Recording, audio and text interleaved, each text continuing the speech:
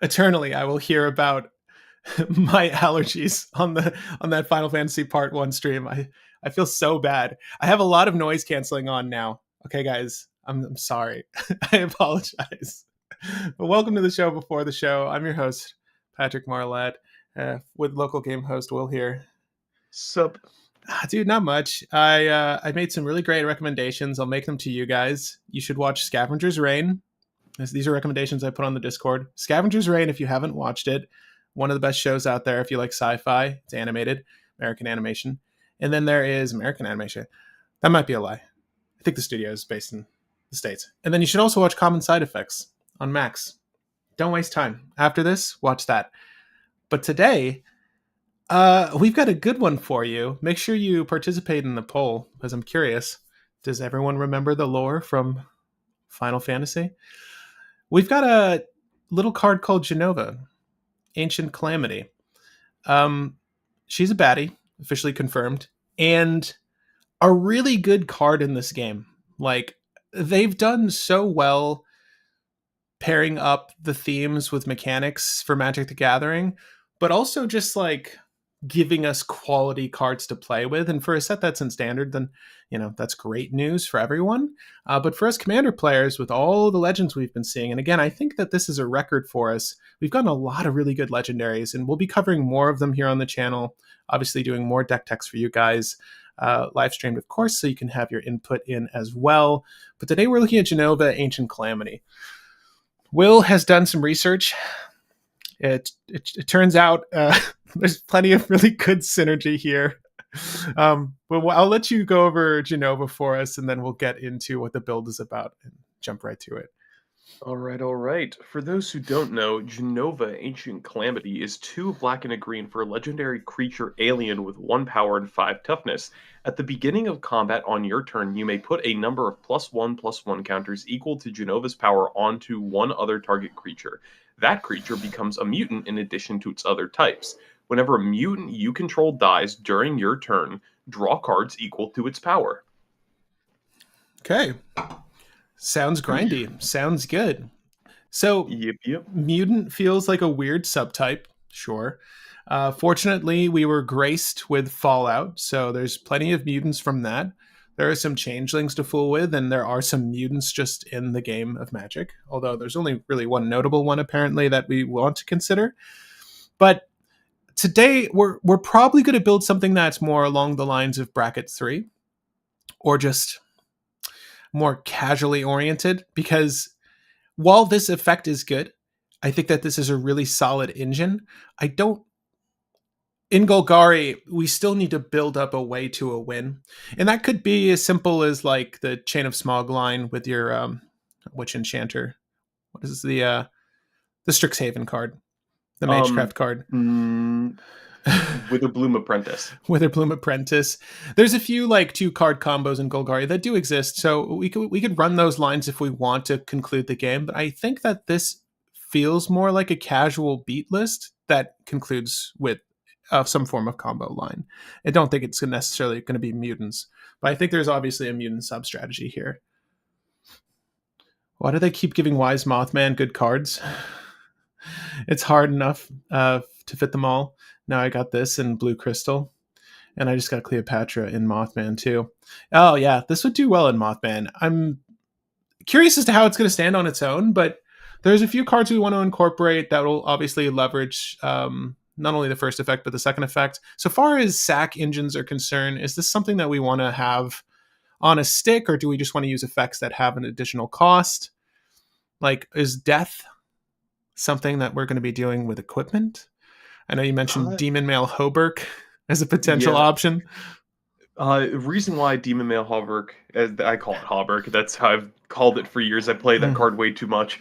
The reason why power I goes mentioned up. That card, yeah, it's because you can put Demon Male onto something, then you can move it to something else by sacking the equipped creature, and then you draw equal to that creature's power, which would be +4/+2 of whatever it naturally is, and you move it to the next thing, sack that, it gets +4/+2. So basically, Demon Male Hoberk just says, you can sack creatures, and you draw 4 more cards off of Jenova for the creature you sack.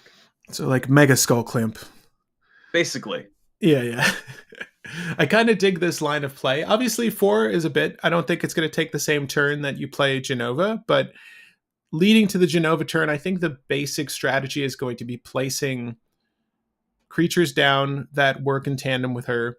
Probably some ramp pieces too. We might use some dorks. I don't know if there's ways to convert things into mutants necessarily.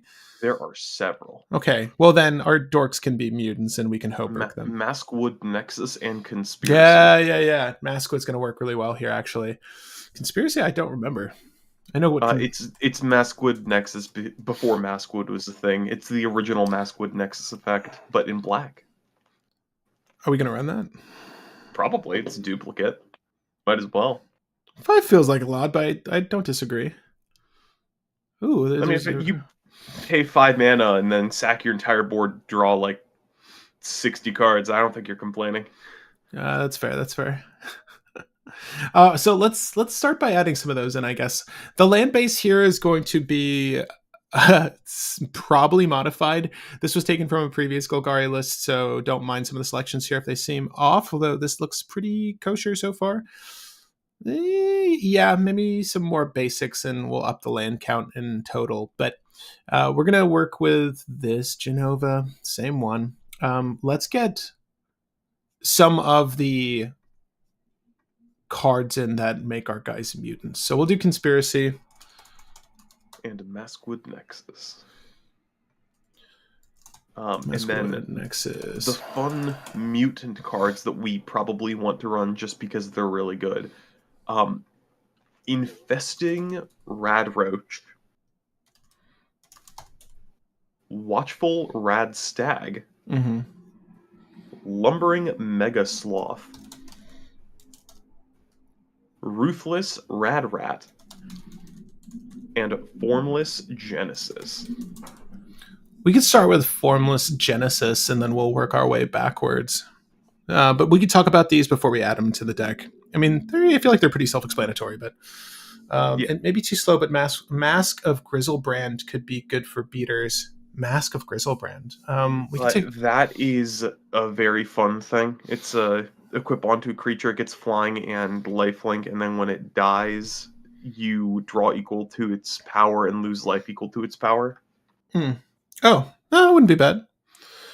Create X shapeshifters with Changeling and Death Touch. Changeling just means it's every creature type, where X is the number of land cards in your graveyard. Well, there should be a few. This has Retrace, and obviously we're playing. This has Retrace, which is why we want it in the deck, because not only does it make pretty big tokens, but it can be replayed if we draw cards, which if we're sacking a Changeling, we're drawing cards. Yeah, and if you remember, Retrace doesn't exile itself, right? So you can continuously do this.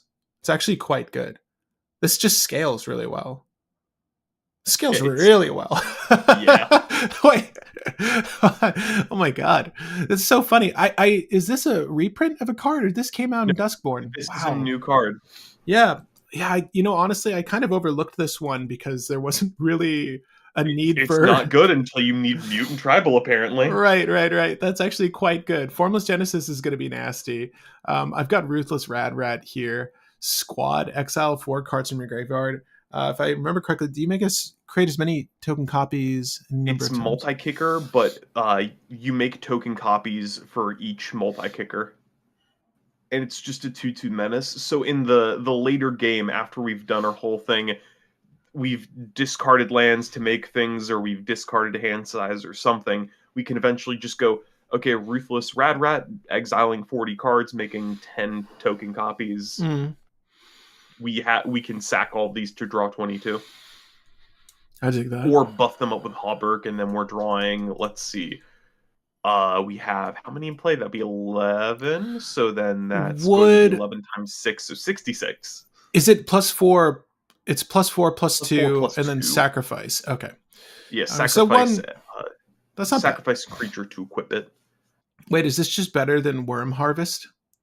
Is what better than Worm Harvest? I'm sorry. Formless? Genesis? Let me look. Oh, it's Worm Harvest with a U, not an O. I think I know exactly what's being referenced. No, never mind. I'm crazy. Create a 1/1 black green worm creature token for each land in your graveyard. It's costly as hell, isn't it? Yeah. Yeah, I would say Worm so. Worm Harvest goes wide, whereas Formless Genesis goes Big. tall. The Yeah. main difference is Skull Clamp. Ooh, wow. Okay, lumbering Megasloth might not I be I difficult was to. thinking of Worm Calling. That's what I was why I was saying spell it with a U. I'm a fool. You're good, man. This costs one less. Lumbering Megasloth enters the battlefield tapped.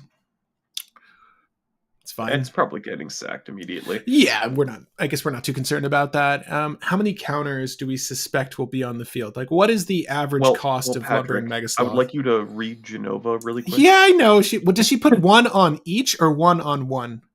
She puts a number equal to her power on a target, and then So makes it a mutant. would you buff her? Yeah, we theoretically, instead of doing Demon Male Hauberk on something, we can put Demon Male Hauberk on her, move to combat, buff a thing, and then sack the thing we just buffed to draw cards. Yeah, that's true.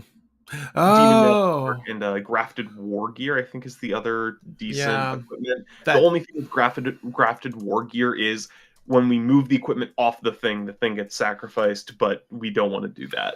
What if we use We're grafted? putting it on the thing and sacking What it. if we use grafted exoskeleton? We could. And I know It's we've done main difference infect. is equipped for 0. Yeah, I know. I'm just thinking. We did infect with Y'shtola, which you should check out. That deck was pretty solid. Genova doesn't need to be a poison allocating deck, but those counters do count towards Megasloth. So they're If you make a different infect deck that's literally just Y'shtola, Patrick, you can make Black Waltz #3, another commander from Final Fantasy. That's the same thing but in Rakdos. oh wait, what is this? Uh, Black Waltz #3 is 2 a black and a red for a legendary creature wizard with 2 power and 2 toughness, flying and death touch. When you cast a non-creature spell, this deals 2 damage to each opponent. Well, shit. It's another thing like Y'shtola. The main thing is this doesn't draw, but it's in red, which means that you can blitz stuff out faster, and you only need to cast a non-creature, not a high-cost thing. Yeah, so your thing can just be like a rummage effect. Yeah, you could just go like, okay, red cantrip, black cantrip, black cantrip, another cantrip. Oh, that's 5 triggers, 10 damage to each of you. Game. Dude, this makes me want to play Final Fantasy 9 again, but oh, that's pretty gnarly. Do you wish that Black Waltz #3 did 3 damage to each opponent?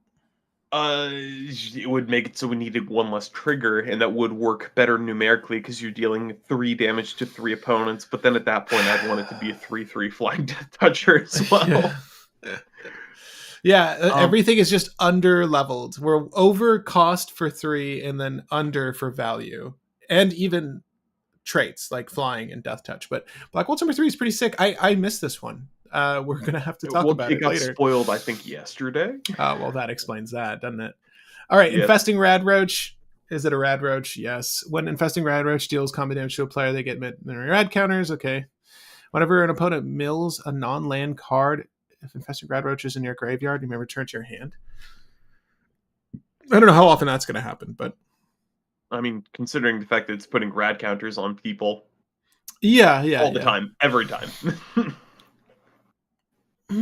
Yeah. I mean, if we drop it early, then yeah. I think Yeah, because we just keep tapping on one person. Also, this gets counters from Jenova, making it big, putting a lot of rad counters on one person, and then basically guaranteeing that this is getting recurred every single turn. The last one and potentially the most backbreaking. I think Genesis is really good, and then this is really good. Watchful Radstag for 2 generic and a green, 2/2 body, evolve. So when an ETB's under your control, if that creature has greater power toughness, right? So Jenova in this instance, I should say, whenever another creature enters, put a 1/1 counter on this creature, and then if it evolves, create a token that's a copy of it. So, as you can imagine, Scoot Swarm, but creature fall. and mutant. Yes, Yeah. which is the very key part. Yeah. It's pretty gnarly. I think that this can get out of hand pretty easily with the deck. Triggering the evolve is interesting because it's not like casting a creature. Anything that will make like the token copies we get from Formless Genesis will actually count towards this too, right? And they should be big enough to evolve this and evolve every other Radstag. So it's actually quite good. I feel like this might be our priority so far as creatures are concerned, and then we'll probably want to find the. Yeah, It's this is interesting, but later. yeah, it's tribal, right? Like it's such an interesting tribal spell, but I don't think there's an easy way to find it, though. It's a kindred, excuse me. I mean, if we have anything that's like search for an elf that finds it. Mm-hmm. Watchful Radstag. Then And there's for some people, uh, one thing that we haven't brought up is how are we going to pay for all these cards? How are we going to store them off? We use the first combo card ever printed in Magic the Gathering history, Cadaverous Bloom. oh god. Well, we should look into mana generation for sure. Cadaverous Bloom is actually good for a couple of reasons, but we can go to it right now. Exile card, and then you get the double black or double green. The good bit of news is that we should be getting a lot of cards in our Yeah, hand. My hope. yeah, yeah. It is costly, but it will ultimately pay for itself, and you can exile as many cards as you want. It's not limited to, X amount per turn. Cadaverous Bloom, does this feel like a bridge too far? No, again, because we were orienting this more towards casual play, I think it's fine. We'll get there. We're orienting it to casual play, even though that the title does say MTG, EDH, CEDH. Yeah, I mean, I think we might surprise ourselves here. We've definitely brewed lists that we were trying to make competitive that have fallen more towards casual. And if for whatever reason this becomes more CDH, then we'll just let you know what to fill in to make it more competitive. But this thing can also trigger itself X3 cost. This is Radstag. Yeah. All right. Mana generation, Cadaverous Bloom. Is there anything else we want to incorporate? For as far as like combo potential, maybe Allurin, but that's a very, very tight maybe. I'm wondering, is it Scourge familiar? Scourge, what is it called? Eternal Scourge. Scourge? Scourge Familiar is discard a card, make a black. Yeah. Scourge familiar, yeah. I'm looking at Yeah. Eternal Scourge now. As just this isn't necessarily something we need to do with Cadaverous Bloom, but whenever it becomes a target of a spell or ability to put in control, exile it, and you cast it from exile. I wish it was a. I was trying to remember, like, is it Eldrazi horror or Eldrazi mutant? And it is a horror, in fact. So never mind. Don't worry about it. But Scourge familiar, I don't think we're going to use. Unless you want to add like a Scourge Familiar line, because I don't think that this is a bad deck for that. It's just like a lot of those cards you don't necessarily want in your hand. Do you know what I mean? You kind of want to bury them. Yeah, agreed. Okay. We've got our pieces that work in tandem with Jenova. We have Cadaverous Bloom as some mana generation. I think we can look at ramp a little bit later, but what other effects do we want to incorporate to go along with Jenova Ancient Calamity here? And I'm going to make her our commander really quick. Anything that just gives a lot of power for very cheap, and more in a more permanent sense than just buff spells. Yeah, I was going to say, like, I don't think we want to incorporate Invigorate or anything. I mean, it's not bad for the one shot, but we want there to be more permanence, like you're saying. Also, do we want any form of evasion? Like, do we need the boots in here? I don't think we care about connecting. We just care about making things big. Oh, you mean like protection? Protection, Not rather. Yeah. evasion. Probably. We can use instance to do that though. I think using green instance might be better than using boots, but Swiftfoot is at least a good consideration. Right. So far as enchantments or equipment are concerned, though, for the buffs, what are you thinking? Well, two that I see and I figured, hey, these are really good to put on Jenova and are also good to dance around. Mm. Cranial plating. Give the equipped Mm. creature +1/+0 for each artifact you control, and you can equip it at instant speed for double black, or equip it regularly for 1. And the other one is Needle Cyst. Play it for 3. Living weapon, equipped creature gets +1/+1 for each artifact and/or enchantment you control, equipped for 2.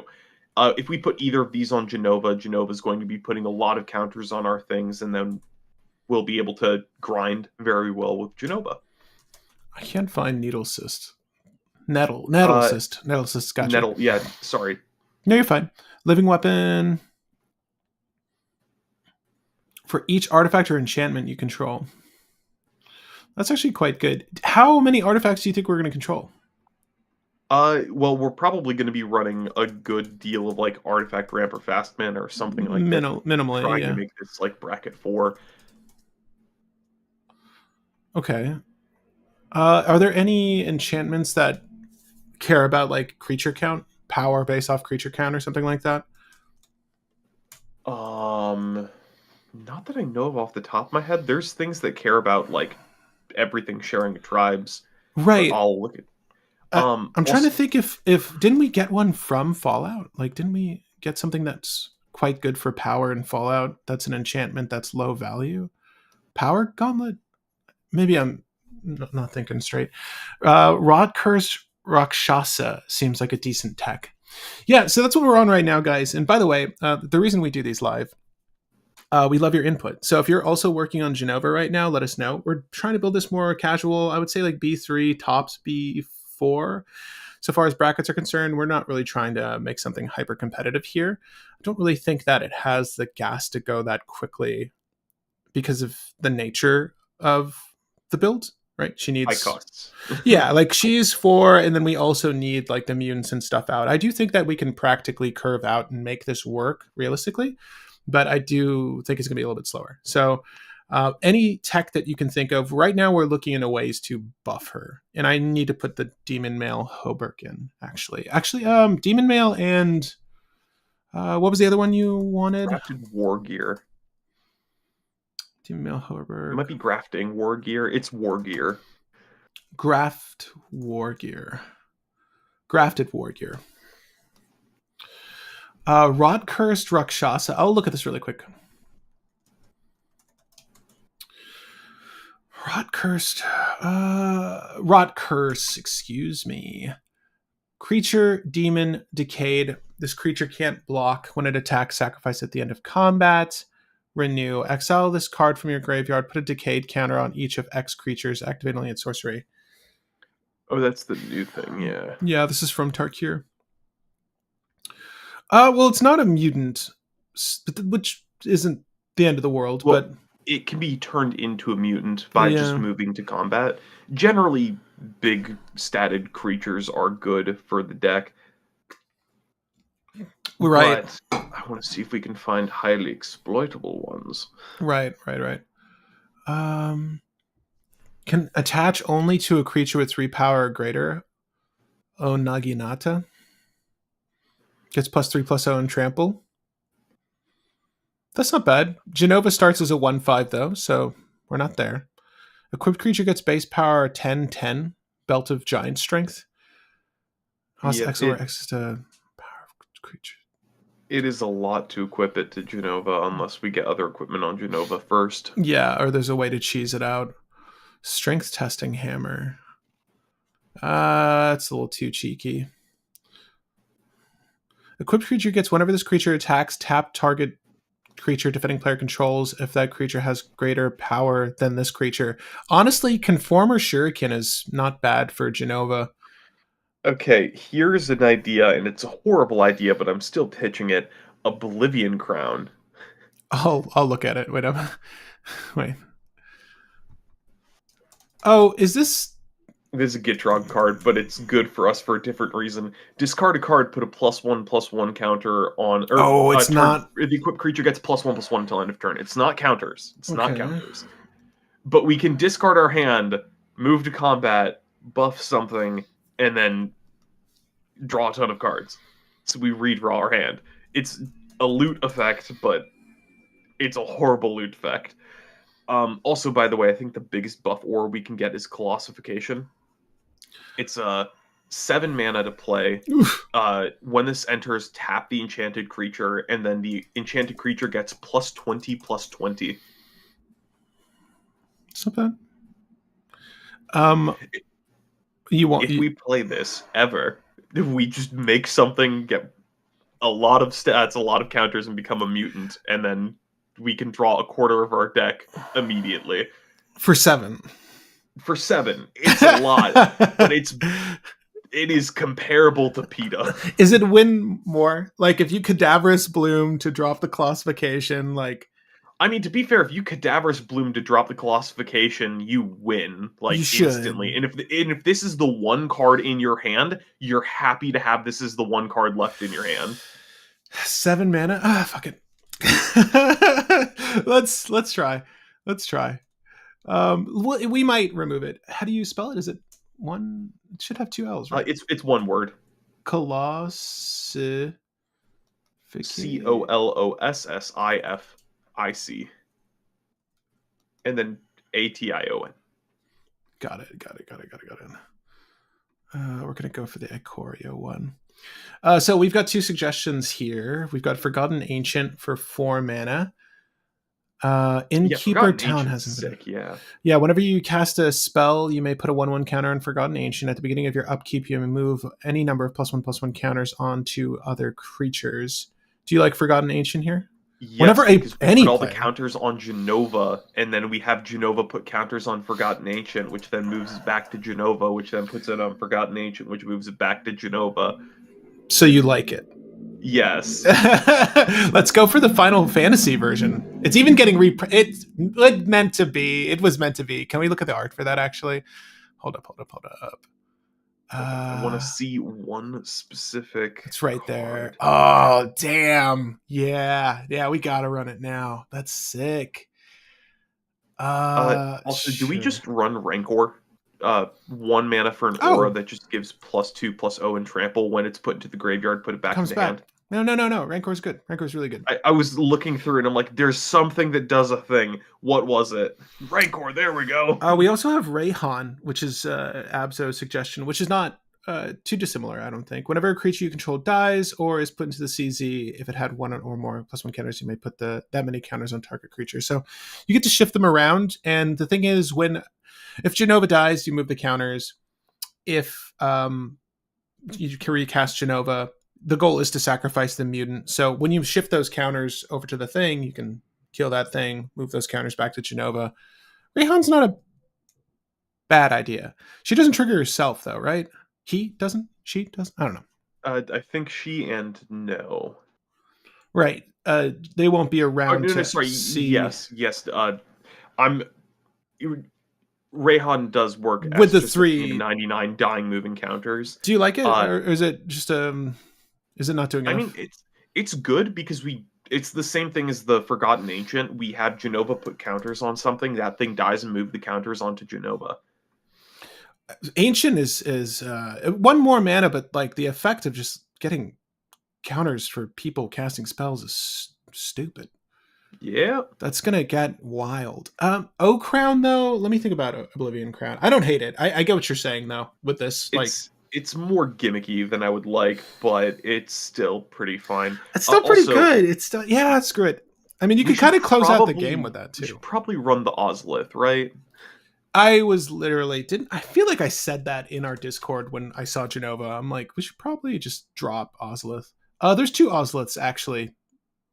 I forgot about that. I was thinking about the 1 drop, but more counters. Both are relatively good because one's a hardened scales that you can also pay 1 to put a counter on a thing, so it can make Jenova bigger, and it also cycles. So Jenova gives more. It's just good. Oh, this counts towards our artifact count for the nettle cyst and stuff. Okay, yeah, I like this in regular Ozlith. Gyre Sage is probably worth it. Evolve, tap, make green equal to the number of counters on this. Just 2 mana, make a lot of mana. It's funny how both Ozliths are like relevant, very relevant. Do we want hardened scales, by the way, or any hardened scales effects, or is that just like just bonus? I think the Ozolith is specifically good because it can put counters on Jenova, and then Jenova can put counters on something else, and then both sides of that get increased by it. So Jenova gets 2 counters, and then Jenova puts 4 counters on a thing. So I feel like that's specifically good. Hardened Scales is kind of eh. Yeah, it's 2 mana for Hardened Scales or 1. It's one. It's one. It does cost Still less good. for Still Hardened good. Scales. Yeah. Okay, if you want to put it in, we No, can. no, no. I don't disagree with you. I feel like she is putting 1/1 counters on things. Like, no, I think it's just I would rather like my turn 1 be like a dork or something.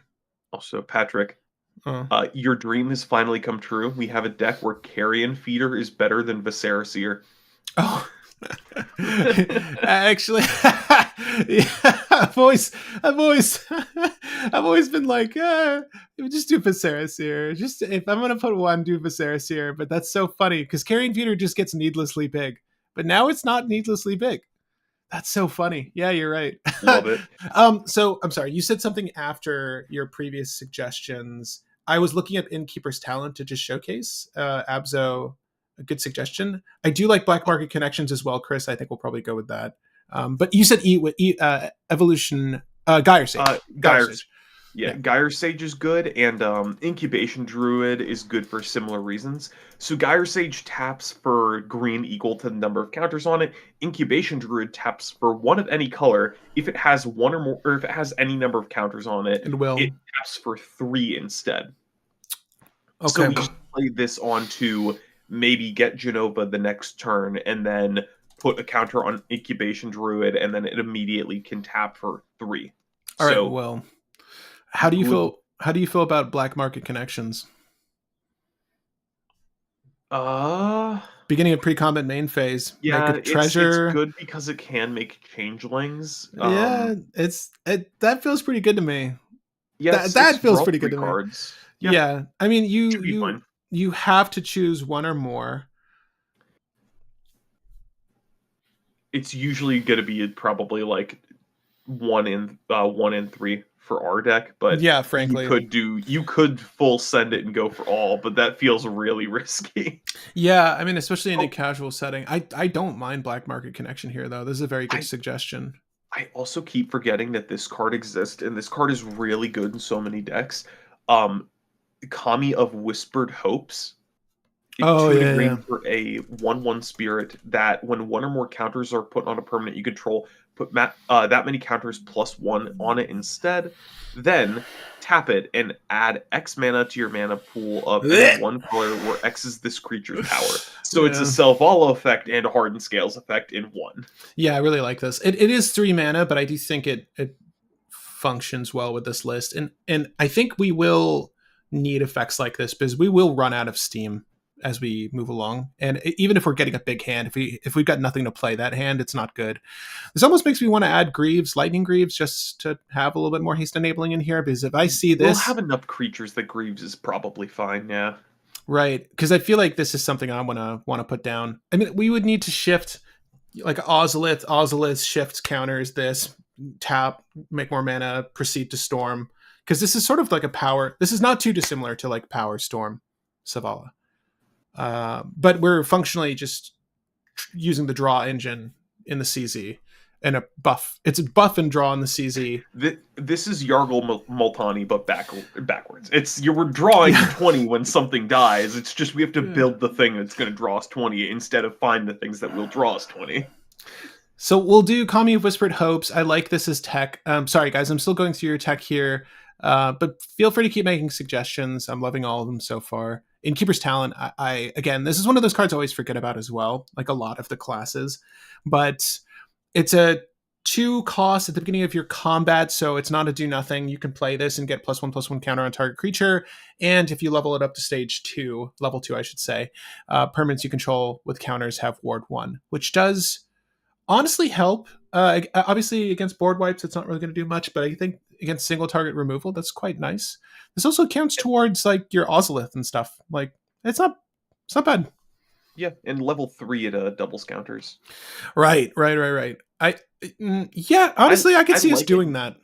I like it just by the fact that you can stack it with Jenova so that you go Jenova trigger, talent resolves, give Jenova a counter, Jenova puts 2 counters on something else. Are we going to use It's Evo Witness? uh I think that's good and probably worth it. For those who don't know, Evolution Witness is it's just a creature that when it gets counters on it, you get something from your graveyard back to your hand, and it has adapt. Right. That means It's nearly Ewit, but it's repeatable. yeah, which is the main draw and the main use for Jenova, especially considering the fact it is in fact a mutant. So it cares about doing mutant sack things. I mean, yeah, frankly, like as soon as we get our value out of this, we would just let this die. Also, if we use any as additional cost sacrifice effects to like play the game, we could, once the time has come, we can drop the counter on her, pull that, axe it. But this is probably just good value to keep on the board for as long as we are allowed to. Yeah. Evo Witness is great. Abzo, I think that's a really good call. Again, we're kind of putting a lot of 3 CMC things in here, but I don't think any of these are really bad. So Kodama, there's some good ones here. All right, doubling season, Will. Doubling season is win more. Feels it. Yeah, and the retrace spell. Increasing copy tokens in the retrace spell. I'm iffy on that. Kodama of the West Tree. This is the bouncy one, right? Or copy one, right? Kodama of the West Tree is the I'm one looking at that East Tree. that says modified. Oh yeah, East Tree is the ETB or all your permanents have ETB if it did not get this ETB or if this did not enter from Kodama, put something with the same cost or less from your hand into play. And then West Tree is your modified creatures have trample. When a modified creature you control deals combat damage, you rampant growth. I mean, this is good ramp. Wow, it's just another 3 CMC banger. Yeah, West Tree is Yeah, it's a decent tempo card. I don't think it's needed in the deck. I'm gonna And side it East for Tree now. feels a little bit overkill. It can storm though, but West Tree is maybe the better of the two in my opinion for this deck. But I'll sideboard it for now. Anything that reads modified, feel free to throw that tech down because any modification effects are probably going to be solid here. Galta Primal Hunger. I mean, you could. I mean, yeah, big dumb creatures are good in the deck because we do have a pseudo what's it called? Soul's Majesty in the command zone. Mm. Um What's the Arwen 5 Weaver mana? Sorry. Arwen Weaver of Hope might be good because it gets fueled by Jenova and it fuels Jenova. For those who don't know, each other creature you control enters the battlefield with a number of +1/+1 counters on it equal to this creature's toughness. So make this big, or make Jenova big. Jenova makes this big. This makes everything big. At that point, we play a 1/1 elf that enters as a 10/10, and because of Maskwood Nexus, it's a mutant, and we can draw 10. Is this win more? This is probably win more, but it's also good security because if Jenova gets removed, we replay Jenova, and Jenova enters with like 6+1/+1 counters, I and then get that. immediately gives 7 to something. Well, it's basically like the Ozolith effect, right? Kind of, but at in a searchable slot. Speaking of the Ozolith, it is really good with the Ozolith. Yeah. I don't know, man. Yeah, yes and no. I'm iffy on Arwen. I don't mind her though. Yeah, it's a safety card in my opinion. I don't think it's crazy good, but Yeah. I'll put her on the side for now. I'll put her on the side. Bristly Bill. He's always suggested. For a good reason. He's a good Landfall card. put a +1/+1 counter on something. Speaking of which, we got an enchantment from Final Fantasy, I think yesterday as well. That is Yeah. Landfall put a +1/+1 counter on I mean, something. yes. I think yes, right? It's Bristly Bill, but just an enchantment. What do you know the name of it? Do you remember the name of it? I'm looking at it right now. It is Ride the Shoe Puff. There is no way I was going to remember that. You don't remember Ride the Shoe Puff? SHOOPUF. SHOO. PUF. Ride the Shoe Puff. Yeah. Ride the shoe puff? All aboard! Sorry, ride the shoe puff all aboard. You're never gonna use the 7. That's a lie. You might even use the 7/7 thing. Yeah. Yeah. This is just another Bristly Bill style thing. Yeah. I don't know about either Bristly Bill or this, just because we need to hit land drops, and I feel like that's kind of slow. Because Innkeeper's Talent is an example of something that we're keeping it in there because it does this, where you get a counter every turn, but also it protects Jenova, and then it doubles the counters Jenova gives. So Innkeeper's Talent is better these, but I don't hate the idea of using those. I'll leave him in the main board for now, and we'll make cuts in a few. Is there an enchantment or equipment that makes your power your defense? Do you know what I mean? Like it and Swap stats. Weirdly enough, that is usually a red ability. there's got to be something that's like a branch of the Ent or something that just swaps your defense value, because that would obviously make Jenova very good. Give me 1 second. I see Mask of Grizzlebrand. Tree Umbra. Oh, Tree Umbra is basically it. Tree Folk Umbra, but it's you assign combat damage equal to toughness rather than power. Yeah, we need to swap the stats, not just deal damage as though it was attack. It's weird. That's not an easy thing to find. Okay. I just like conforming shuriken because we get Yuffie in the deck, but doesn't make any sense. I'm looking to see if there's any particular alien synergy cards that exist in Magic the Gathering. There are not. Are we going to want to add dorks to the list? Yes, just because they're going to be bodies to sack later. All right, guys. Sorry, you're looking at just my face right now. I just want to pull something up for us. I am going to look for a list that we've made in the past that just has dorks, and then we will slot those dorks in. All right. Well, while you do that, I'm going to use the restroom. You should, as you should, sir. I've been drinking a whole lot of water. Malt tender? Maybe.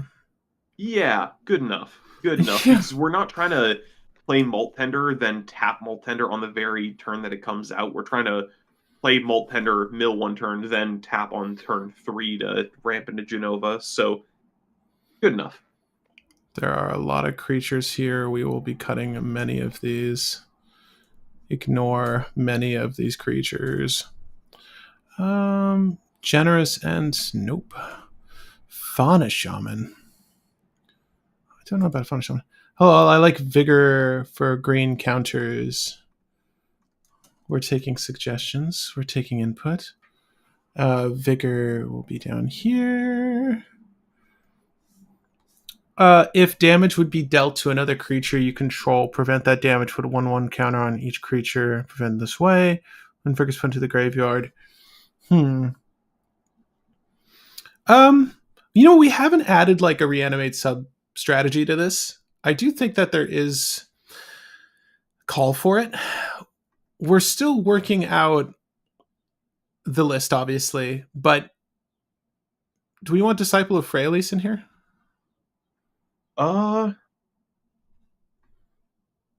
Disciple of Freyalise is basically just another what's it called? I want to say Life from the Loam, but it's Life's Legacy. It's kind of another Life's Legacy effect. Not bad. Yeah. It is a good way to sack the mutants to Jenova and double up draw, so just as a NBFC, that's not bad. We got a suggestion for Vigor. So while we have that on the table, how do we want to close the game, Will? I mean, if we wanted, we could probably do something with Walking Ballista. Just either a ton of mana off of Cadaverous Bloom, or a ton of counters off of our commander into winning the game.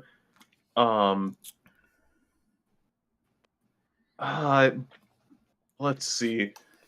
That's one way of doing it. We could.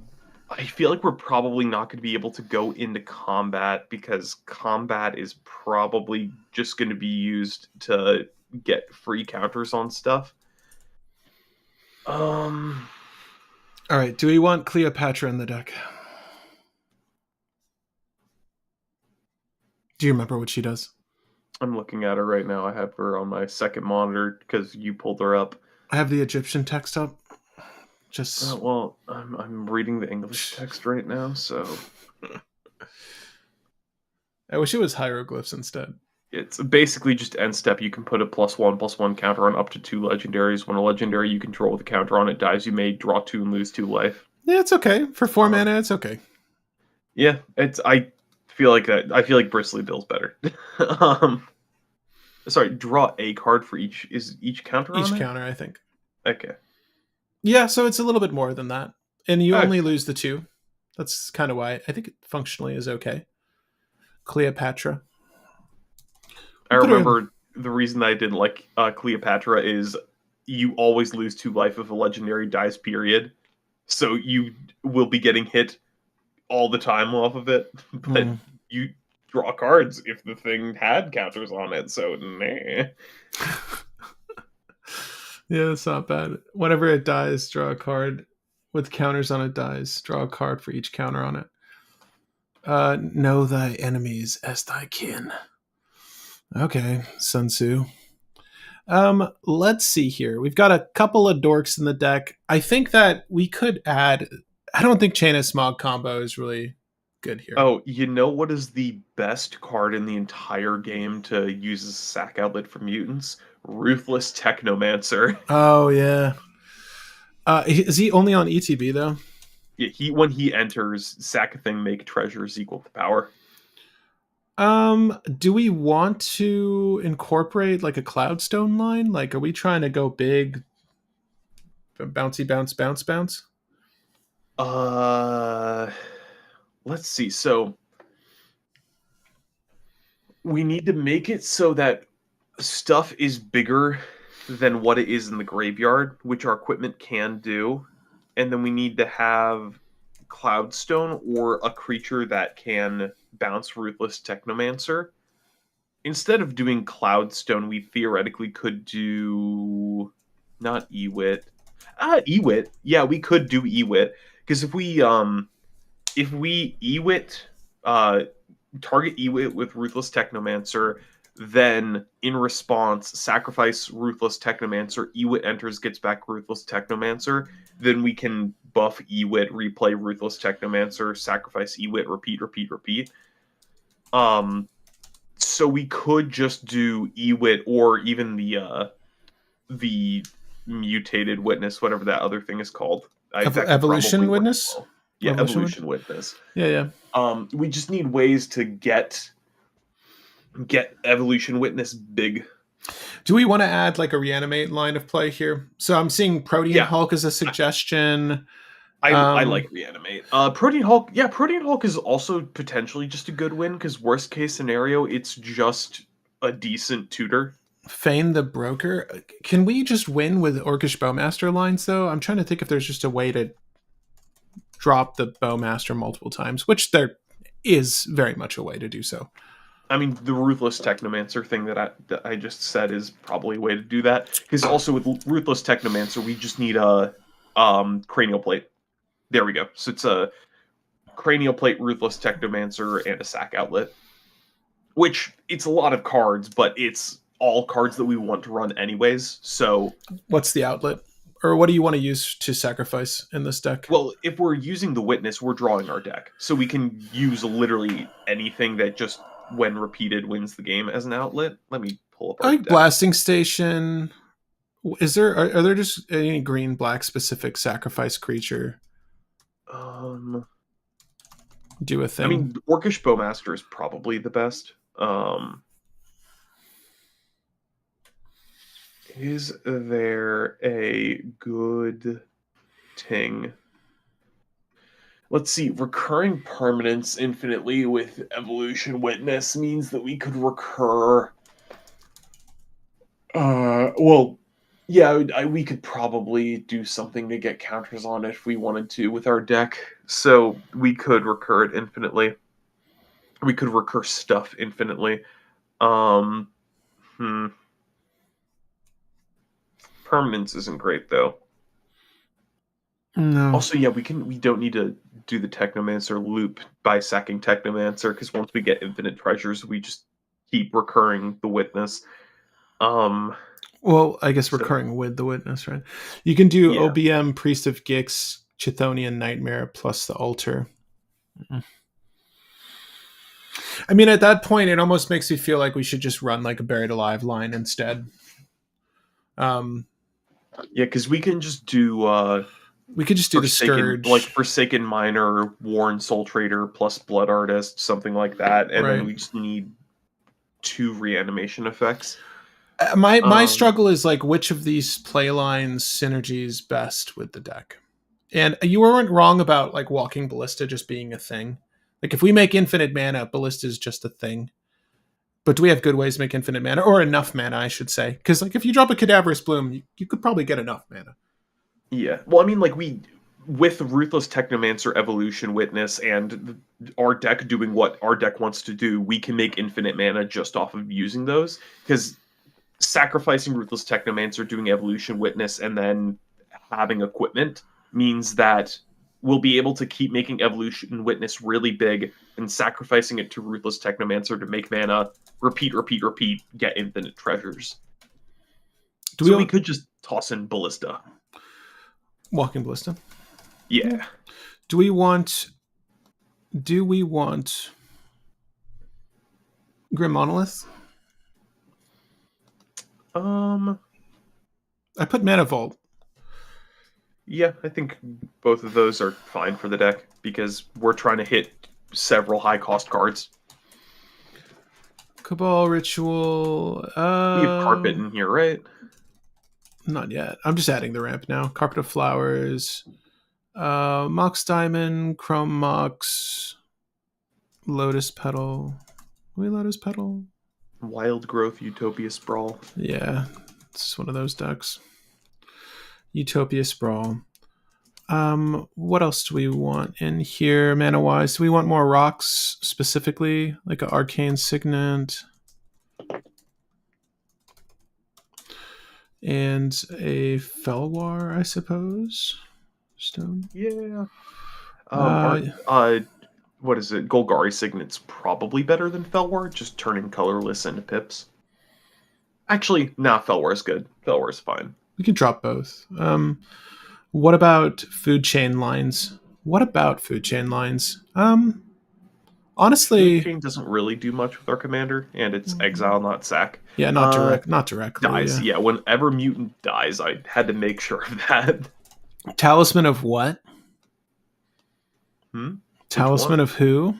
Talisman of indulgence? No. Are you thinking Wishclaw Resilience? Talisman? We could put Wishclaw. I haven't put any tutors yet. 6 Which? groundskeeper Oh, LED you're talking about the mana ramp. talisman. Ramp, yeah, yeah. Um, Guess it. Guess it. I'm Talisman trying to see if of I can guess it. The funny thing is, I have it dominance? in this pile right now, No. but I'm not gonna look at it because I want to see if I can guess it. Okay, my guess is Talisman of indulgence. That's not right. No, Indulgence is Rakdos. Yeah. You see, because like if you look at this Talisman of the Rakdos one sounds like it would be dominance. I feel like it's Resilience. That might be white and green. I just looked at it now. Okay. I'm not gonna say if I was right or not, but I just looked at it. It's resilience. Well, It's Resilience. no. Okay. Any rate, that's its own mini game. Resilience does not feel correct. I want to No. say it is correct, but it does not feel Resilience correct. sounds like a white blue almost, or yeah, I would go with that. Resilience. It's something that now Boros sounds like resilience. They're gonna keep doing the same shit. Trust me. Thoughts on Skull Spore Nexus? Skull Spore. Oh, is this the double power, make big tokens.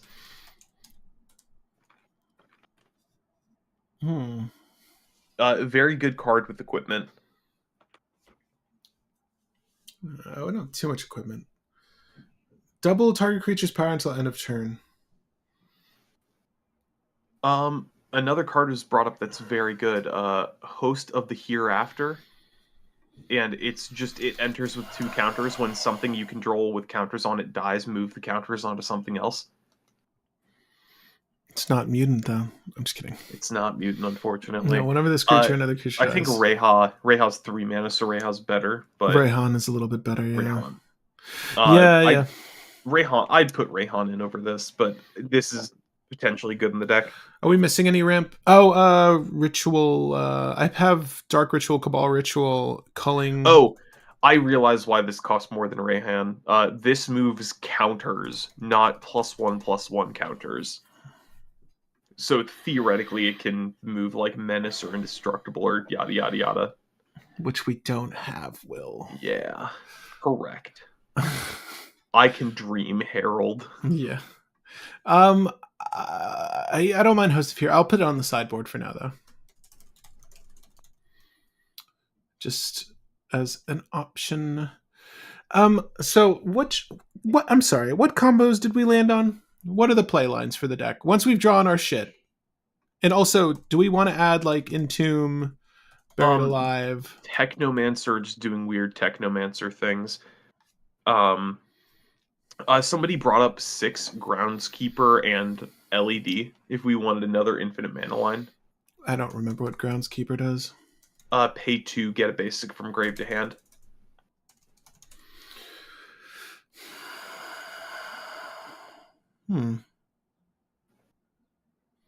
Basic land.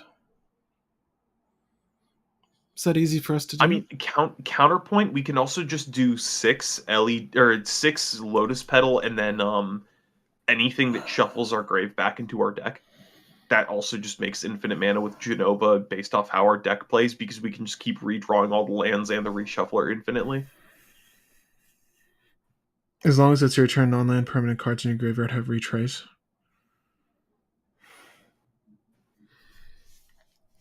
Is this the best line of play for Jenova? I mean, 6 also just lets us get back Radstag and other things, so 6 has utility. So we want to add lines of play with 6. Potentially, yeah. Dang, I really wish there was a Dread Return that was a creature, but you could, what's that new effect that we got from, Dragons, that's exile this from your graveyard to do a thing? We got, like, 8 or 9 keywords in that set. No one's gonna... No, I'm like, you asked, but I don't remember, man. I gotta... Diabolic Intent. Hold on, I'm pretty sure I have, like, one on, one in here, right? No, it's in this pile. That's right. You know what's really good in this deck? Renews the keyword. I wish there was a renew that was Red Return. How many sack outlets do we have in the deck so far? It feels like few. Demon Mail, Hawberk, and Carrion Feeder. We probably still run Viscera Seer for redundancy, which is really funny because that's always what I say about Carrion Feeder.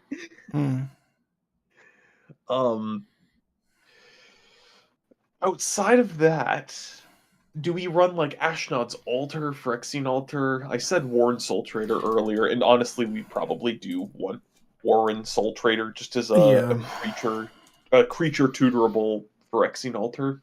Is there a Buried Alive pile with Warren Soul Trader? Forsaken Miner and Blood Artist. That's also, right. What's it called? The Walker, Gravecrawler. Literally not walking. A Gravecrawler plus Blood Artist. Blood Artist. Is Blood Artist still the best? Yeah, I guess.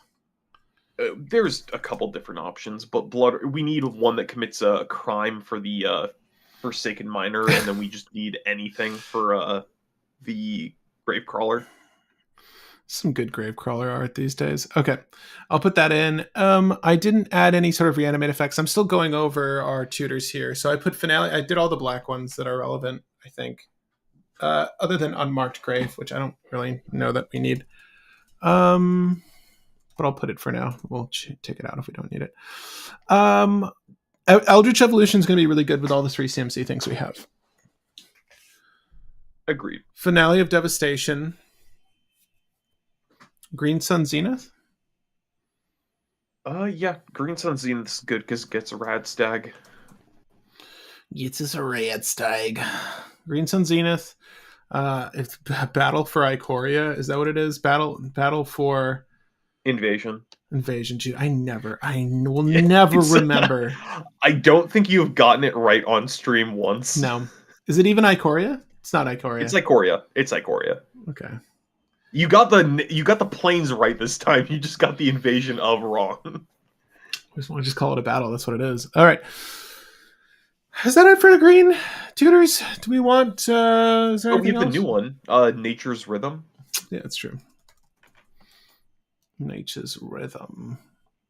I think that's the name of the card. All right, this is a lot. Yeah, I got it. I'm happy that I know the name of that card now. Are there any MDFCs you want to include? MDF sizzles. I mean, the Putrid Goblin is probably still fine. Fellow Profane is probably still fine. Not Putrid Goblin. It's Bridgeworks. Boggart. Something Boggart. Bridgeworks something. Bridgeworks Battle is one we can use. Bridgeworks Battle. Is it Boggart? Yeah, it is. It's a Boggart Trawler. Boggart Trawler. Just a fun little Grave Hate card. You're nothing but a Boggart Trawler. And what was the other one? Bridgework Battle, Boggart Trawler. We've got Disciple of Freyles. Fell the Profane. Fell the Profane. We can also run the Agadeem's Awakening. I think we have enough random creatures that Agadeem's Awakening is actually a viable card. Yeah. Yeah, it's rare. But yeah, I agree with you. Do we need the green one? Churn Timber Symbiosis? Might as well. It is just a land. Land is good. Churn Timber Symbiosis. Okay. We got a lot of cards in the deck. Well, I don't even think we're done. Completely off topic, but did want to bring it up. So I started doing video game emulator stuff, and I have my entire childhood GameCube connection on a flash drive now. So if I want, I could, whenever I go on vacation, I could just take a laptop and play some freaking Billy Hatcher and the Giant Egg. Is this on Dolphin? Yeah. Nice. I'm using Dolphin. My brother is using another one to get the non-GameCube games, and our goal is inevitably set it up so that we can pretty much just play the classics anywhere. Oh, I love that. Yeah, I've been replaying, it's been a minute, but I've been replaying Baten Kaitos. That'd be fun to play on stream. It's a really goofy GameCube game that you guys deserve to see if you've never played Baten Kaitos. It's also card-based combat, which is really cool. So you build decks for your party. But I have 114 cards we have no interaction, Will.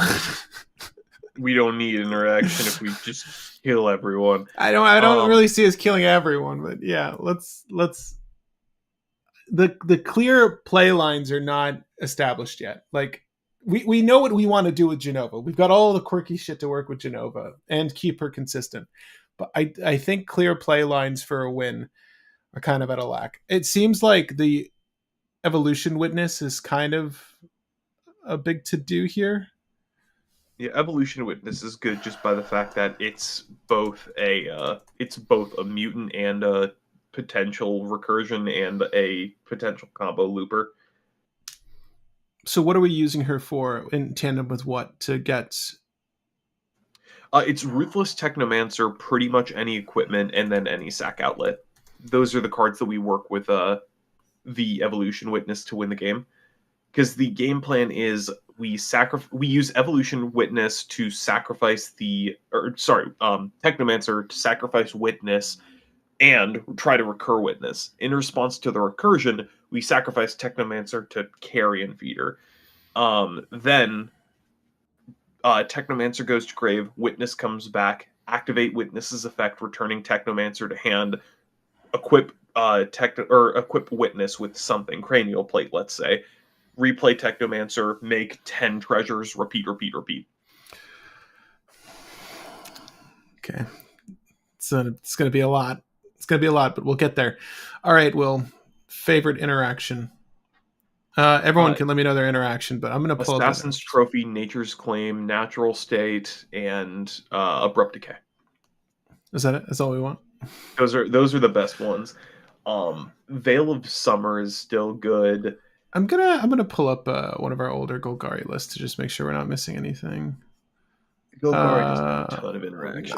Cut down is a good black interaction. Oh, and I keep forgetting this, and this is my favorite piece of green removal, but I keep forgetting that it exists. Pick your poison. Yeah. Don't know why I keep forgetting that card exists. We're gonna need to cut some cards from this pile I'm pulling, so just ignore some of these. Okay, so the Imperial Seal. Okay, Praetor's Grasp, Reanimate. I like Reanimate. It's still good.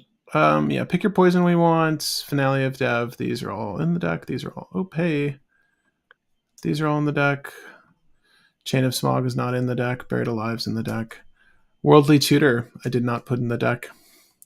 Veil of Summer, Vampiric Tutor. I don't think that GC is going to fuck things up. Okay.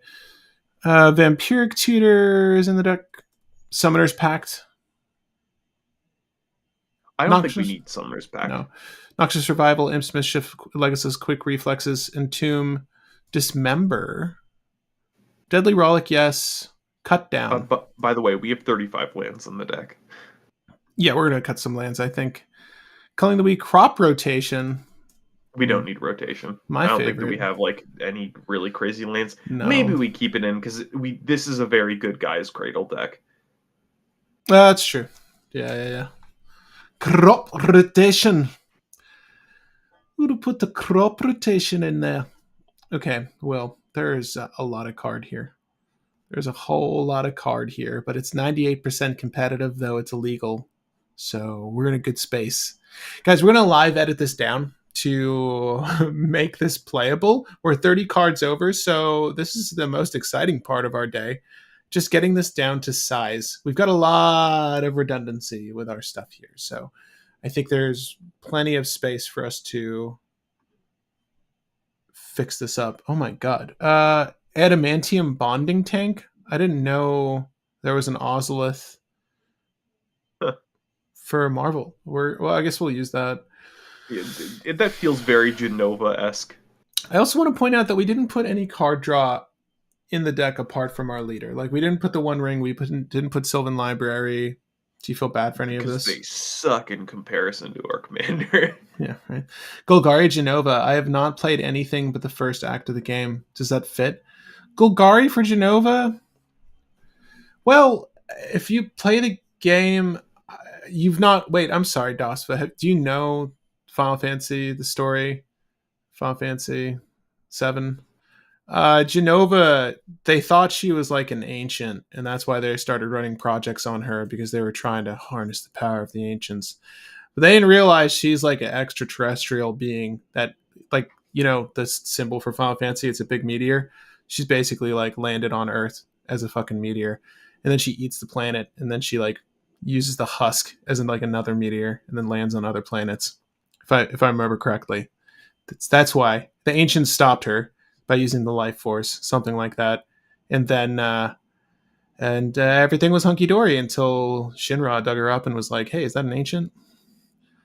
They were wrong. But they did find some ancients. No spoilers. But yeah, Jenova, I would say that she should be in blue. I was telling Will this off camera, but she's a shapeshifter. So blue would make sense. But and actually, Sultai would be OP. Yeah, it would be really OP. She is an Eldrazi, no. She's not Eldrazi. But she is alien. She is strictly alien. She does look very humanoid aside from like the whole coral like body. But no, Go. she is a shapeshifter, and she does pose as Sephiroth in a lot of the game. So this does relate back to the poll. Not to spoil anything for you.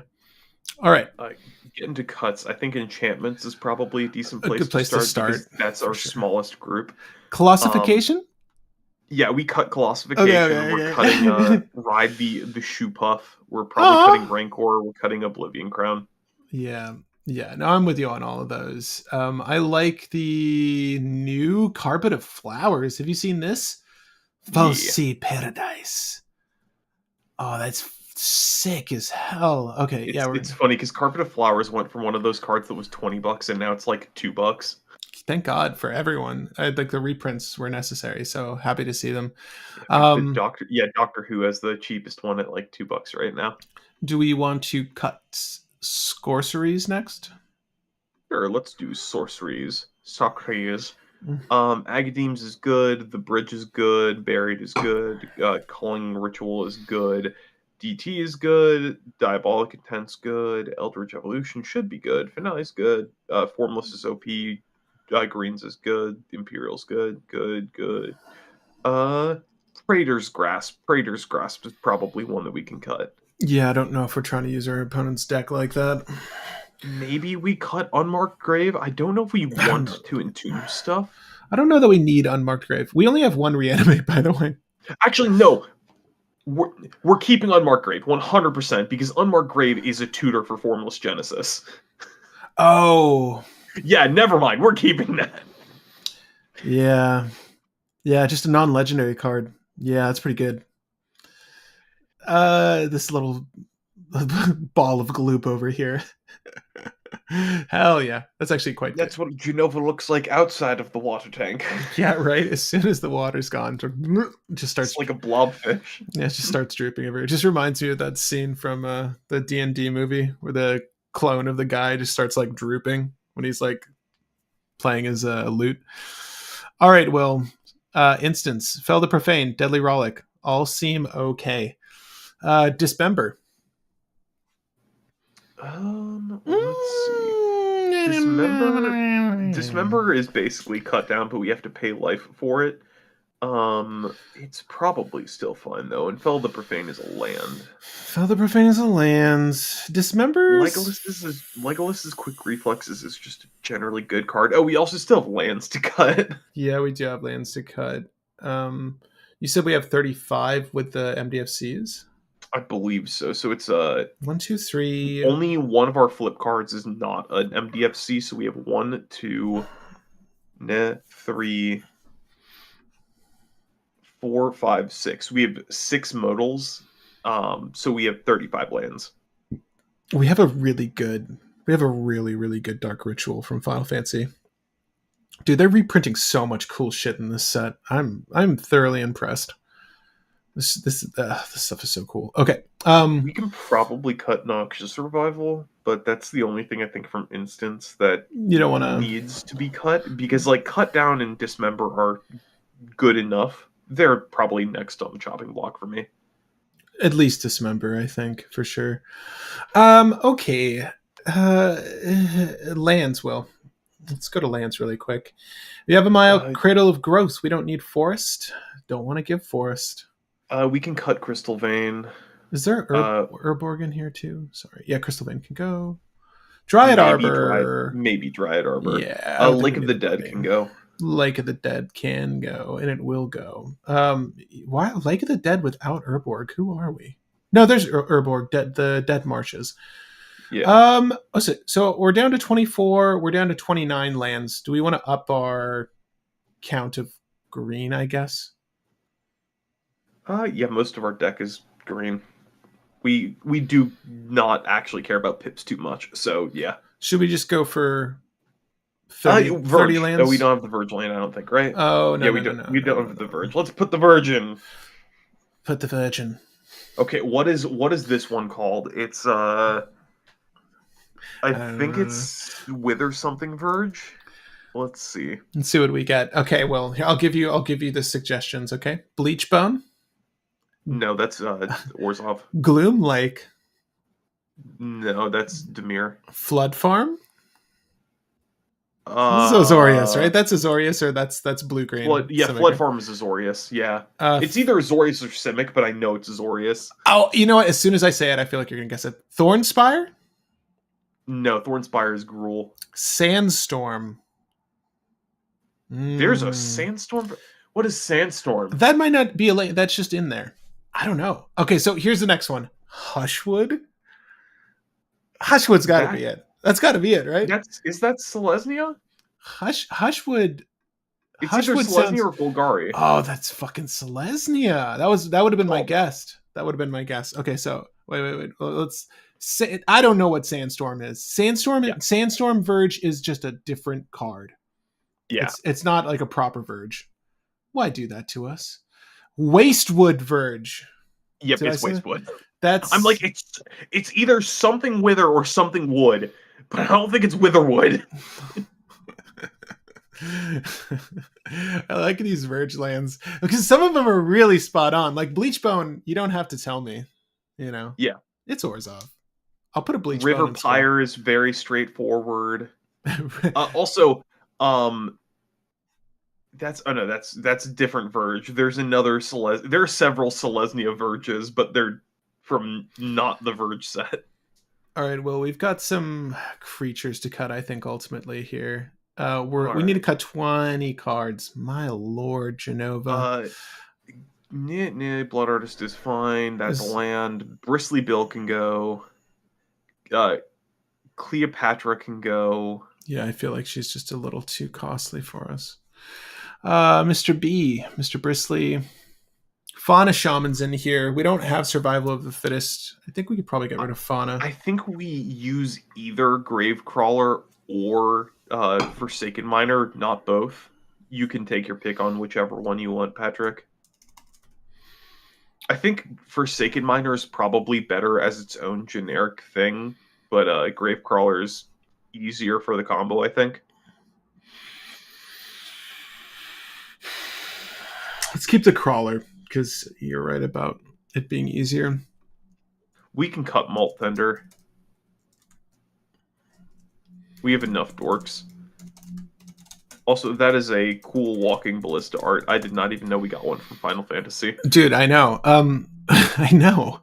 Wait, which one did you what did you want to get rid of? Malt Thunder. Oh, yeah. Sure, that's good. Cloud killed Aerith when he drowned her. What Matt? Well, this is like old. This is old game theory then, because I don't remember seeing this video. It's certainly not new. You're referencing Matt Pat, so I assume he was hosting it. I want to watch that. Cloud killed Aerith when he drowned her. What? We can probably cut 6 because we don't have a reshuffler. So 6 isn't in there for combo.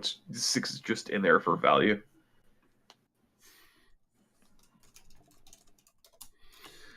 Okay, Jenova, Forgotten Ancient, Bucket Trawler.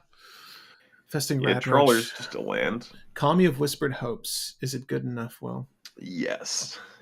It is our mana dork. It is the mana dork of the deck. Bruh, we got so much to cut though. There's got to be another creature in here. There's going to be a few other creatures. Lumbering Megasloth is too much? It is a really good reanimate target, but yeah, it's probably too much. I agree. That's too much. Also, we're never tutoring that off of like Green Suns or anything. You're not going to invest. This spell costs X less to cast. Yeah, it's not going to affect. 2 mana to play a lot of the time, but not a lot of the time, but it's not uncommon for it to be 2 mana, and then it will draw us, what is it, 8? Yeah. Yeah, 8. No, I think we should just be lower to the ground. Yeah. All right, well, I think we can move on from here, but I still feel like there's more to cut. We'll go to artifacts right quick. I don't think there's anything to cut from artifacts other than one. What was it? I saw one thing that I'm like, this might be able to be cut. No, was it? I don't think I saw anything that I was like, this is a good artifact to cut. Do we have Golgari Signet as maybe the weakest link for me because it doesn't produce I think the 2-drop signets are the cuttable things. Maybe we keep Arcane Signet, but I think that they're cuttable. We have so many dorks and we have so many Yeah, like random yeah, enchantments that no. it's overkill. Two Also, CMC. we're running Funa Shaman, but we're not running Survival I of the took out I Fittest. took out Fauna Shaman already. I'm not into Oh, it. but I like Fauna Shaman. It's kind of buried alive. It's kind of buried alive. Yeah, I would rather it's just survival of the fittest if a creature gets stuck in our hand. We also only have the one reanimate. Like who the hell are we? uh, we have other things that can reanimate, like Ruthless Technomancer, but yeah, How does yeah return? Okay. and we have the Evolution Witness, but eh, we want to do too much in this deck. That is our problem. Yeah. Well, I mean, it's not our problem. It's the deck's problem. Indeed. Marionette Apprentice is better version of Blood Artist. I knew there was a better version. Is this Marionette fact? Apprentice, I believe, hits everybody, which is the reason why not Blood Artist, or not as good as Blood Artist. Also, you don't gain life. And with Warren Soul Trader, you need the thing to gain life. Whenever another creature or artifact you control is put into a graveyard from the battlefield, each opponent loses 1 life. Marionette is better for a lot of different combos. It is worse for Warren Soul Trader for multiple reasons, because Forsaken Miner requires that you target somebody, which we're not doing Forsaken Miner. We're just doing Gravecrawler. So And then we could use Marionette. Warren Soul Trader requires that we gain life. So since Marionette does not gain us life, it's bad. Or not bad, but it's worse than a Blood Artist effect. It doesn't. Well, it doesn't necessarily require we gain life, but we will die. We will die if we don't balance the pay life. Will die. Actually, no. Marionette is actually potentially good because it's making it so that we're dealing 2 damage per loop instead of 1, so we're killing everybody before we die. Because the treasure token deals 1 and the creature deals 1. So it still works, but the issue with Marionette is that if somebody has more health than we do, or we've been just getting chipped down, we can't kill everybody. Yeah, But with Blood Artist, we always kill everybody. like we've been like eating good off the black market connections or something. Yeah.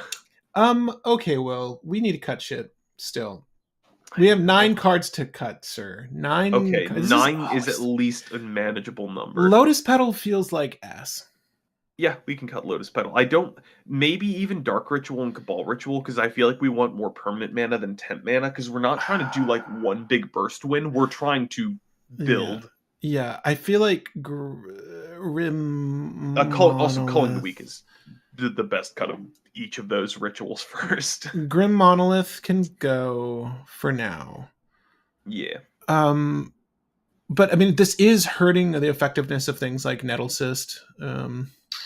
Yeah, we can cut Mana Vault if we want to keep Dark Rit. Because Dark Rit's just better Mana Vault for a couple different reasons. Yeah. Well, yeah. Well, better. It's we can stockpile Mana Vault, but we can't stockpile Dark Rit. But Dark Rit gives pips and doesn't get hit by oof. I still want Culling Ritual. That's just a good card. Yes, Culling Ritual is not ramp. That is removal. Yeah. That also just gives all of the ramp. We have a lot of single target removal, but not mass removal. This feels less casual. We should toss in Toxic Deluge. Yeah, we should. We should toxic deluge. Culling the Weak, you say. You don't want to sacrifice a dork for 4 mana? Yeah, Culling the Weak it's the most overkill of all of our things. All right, and Dark Rit I'm going to keep, but Cabal Ritual we can cut. I agree with you on not needing like burst of mana. This puts us down to 4 more cards to cut, to cull, I should say. Make that 5 because we do want to add the Deluge. And remember, we got the biggest booty on board. I think 1/5 is going to be the biggest booty. Just as a vanilla thing, yeah. In casual, some people are going to be making massive things, but... True. You're right. 1/5 is going to live. Let's see. Black Market Connections... It is such a good utility card. I want to keep it. I want to keep Black because I feel like we always cut it when it goes into decks, and I feel like this, if not this deck, then which deck? Yeah, I think it's this one. I do think it's this one. Let's also try to play it in our play testing. Cadaverous Bloom. Yeah. Conspiracy? Is conspiracy too costly? We're fine. We can remove conspiracy because we can just search for Maskwood Nexus, and if we can't do Maskwood Nexus, we have combos that don't require us to make everything mutants. Mm-hmm. So we can cut conspiracy. Yeah, 1/5 is a really impressive stat line. I think just vanilla, she's gonna generally be one of the bigger things in the board. Vanilla for sure. Invasion of Ikoria. Do we need this much tutor for creature? Yeah. Invasion of Ikoria finds, I think, literally everything in our deck. I want to cut Green Sun Zenith over Invasion, I think. Yeah, GSC can go. Yeah, because this it just needs to be non-human, right? Yeah. Yep, Okay. and I think that we're only running Ruthless Technomancer as our only human, and we could not find that off Green Sun Zenith anyways, so. Okay, what's next? Is Dismember going? It's either Dismember or Cut Down. Like cut down a little bit more. I don't know, man. It's not like base power or toughness. Or Yeah, anything. Dismember hits a Crom, Cut Down doesn't. Yeah, cut down goes. Cut down goes. Yeah, the only reason why I like Cut Down more than Dismember is because we use our life for a lot as just bolt lands and things like that, and or the modals, but yeah, we don't need it. I Wow. think our worst tutor after Green Suns is probably Wishclaw. Worldly's up there too. Wishclaw hits anything though, man. Yeah, Wishclaw hits anything, but it's 3 mana, and then we give it to our opponent, and we are not burst winning a lot of the time. No, I agree. This is one of those ones where you're not going to let them use the wish of the claw. Yeah, we can get rid of Wishclaw Talisman. Cut down cannot be swatted.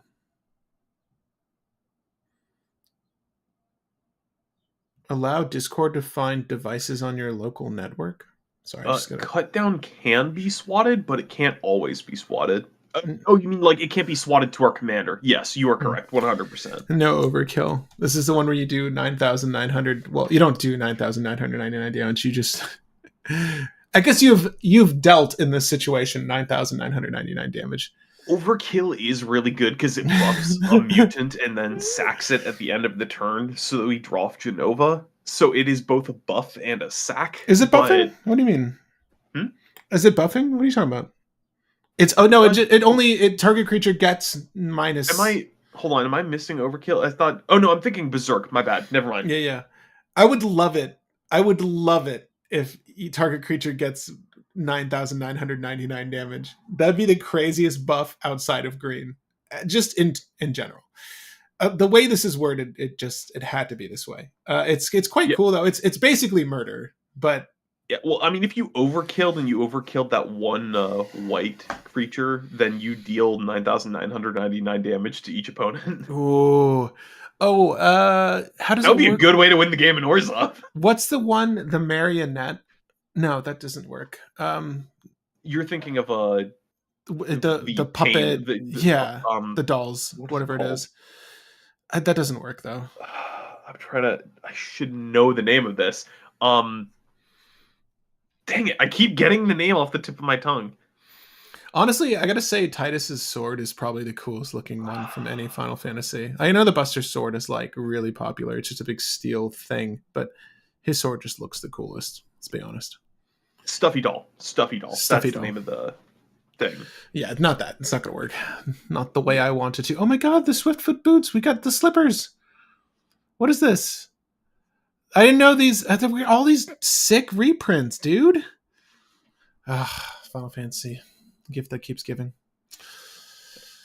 Can you do a quick update on the list just so that I can see what? Oh yeah. We're at 100 cards. We just need to cut one more card for Toxic Deluge. Toxic Deluge. Did we cut all of the 2-mana rocks? Oh, we did. Let me look. I think we did, good sir. I believe we did, good sir. We did. Yes, we did. We have Soul Ring, Mox Diamond, Chrome Mox. And that's it. that's it for our rocks. All right, it's gonna be another creature, and it's gonna be which It is could just the. be a dork. Like Arbor Elf sometimes whiffs, so we could cut Arbor Would Elf. you rather a dork or just a redundant creature? What's our redundant creatures?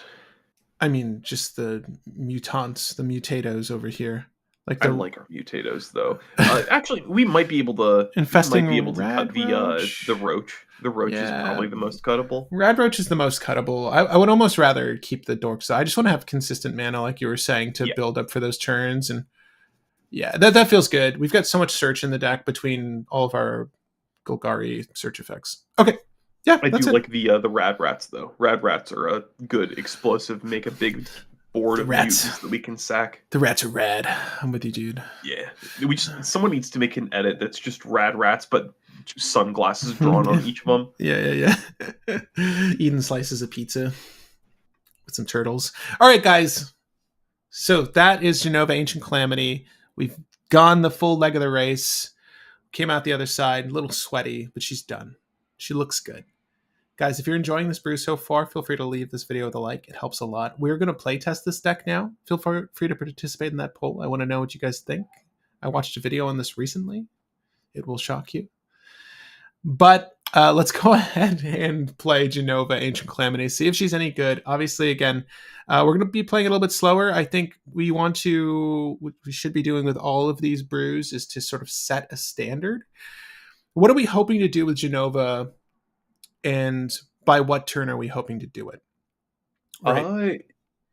Build the board, get Jenova out, start drawing, and then try to win it. Like probably turn 7-ish, 5 to 6 to 7. 7? 6 to 7. 6 to 7. Okay. Let's go up to turn 6 and see if we can execute on a win. Either by Or see if we have like a visible win on the next turn. right. Yeah, I think that's fair.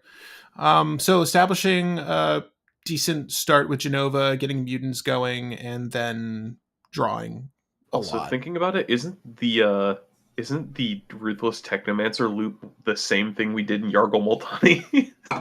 Honestly, might be. Should we put Yargle Multani in here? Is this just a Yargle I mean, to be fair, Multani Yargle Multani would draw us 19 cards when Yargle Multani dies, so if mutated? maybe. Is he a mutant? We make him a mutant with Genova's effect. Oh, fuck, you're right. That's what I was saying. We could just throw in big boys. We could throw in the cactus from Final Fantasy and draw 9,000 cards and lose the game. We just need an effect that says you do not lose the game if you run out of deck or whatever, and then try to win the Or game. if you put a abundance, you instead of drawing, you look at the top and put it to hand. That's not drawing. You don't deck. All right. Well, first hand. Nature's Claim. Pick your poison. Gravecrawler. 3 lands in a tutor. Nature's Rhythm. It's not good. It's not looking good. We don't want to Yeah, keep no that. ramp. Literally no ramp. Next hand's okay though.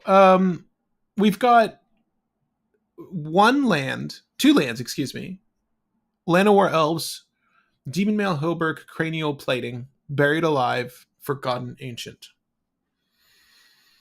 Yeah, that's a pretty good hand. I think it's Because we playable. get up to we're 1 short from being able to play our commander, but we'll probably draw into a land. Worst case scenario, we can Buried Alive and do some weird Buried Alive shenanigans. Let's try this. Let's try this one out. So I'll draw a card. You get a Wild Growth. Okay. There we go. That's the Yeah. way that we get out our commander. Before anyone concedes, we'll play Undergrowth Stadium and play out the Elves. Well, you see, you play Undergrowth Stadium, and with Xenos flipped in play, I'm going to threaten to concede. He's so stupid. Let's do Undergrowth Stadium to Elves, and then we'll pass. All right, Soul Ring. What a top deck. Okay, so we're gonna go flip the Bridgeworks. Take some life. I will actually track our life with this deck. I think we might actually run out of life. But we got 1, 2, 3 mana, technically 4 with our Soul Ring. Do we just want to drop Jenova now? Yeah, I think we do Elf, and then we play the Wild Growth on our Moss Bridge. Oh, and yeah. That's That's Moss not Bridge then we do Soul Ring Jenova. Yeah, that's not a bad idea. So Wild Growth onto Bridgeworks. Tap for 2, play the Soul Ring. We've got a green floating. We'll do 2 generic here. We'll tap for a black and play Jenova. And move to combat and make the elf into a mutant, and it gets counter on it.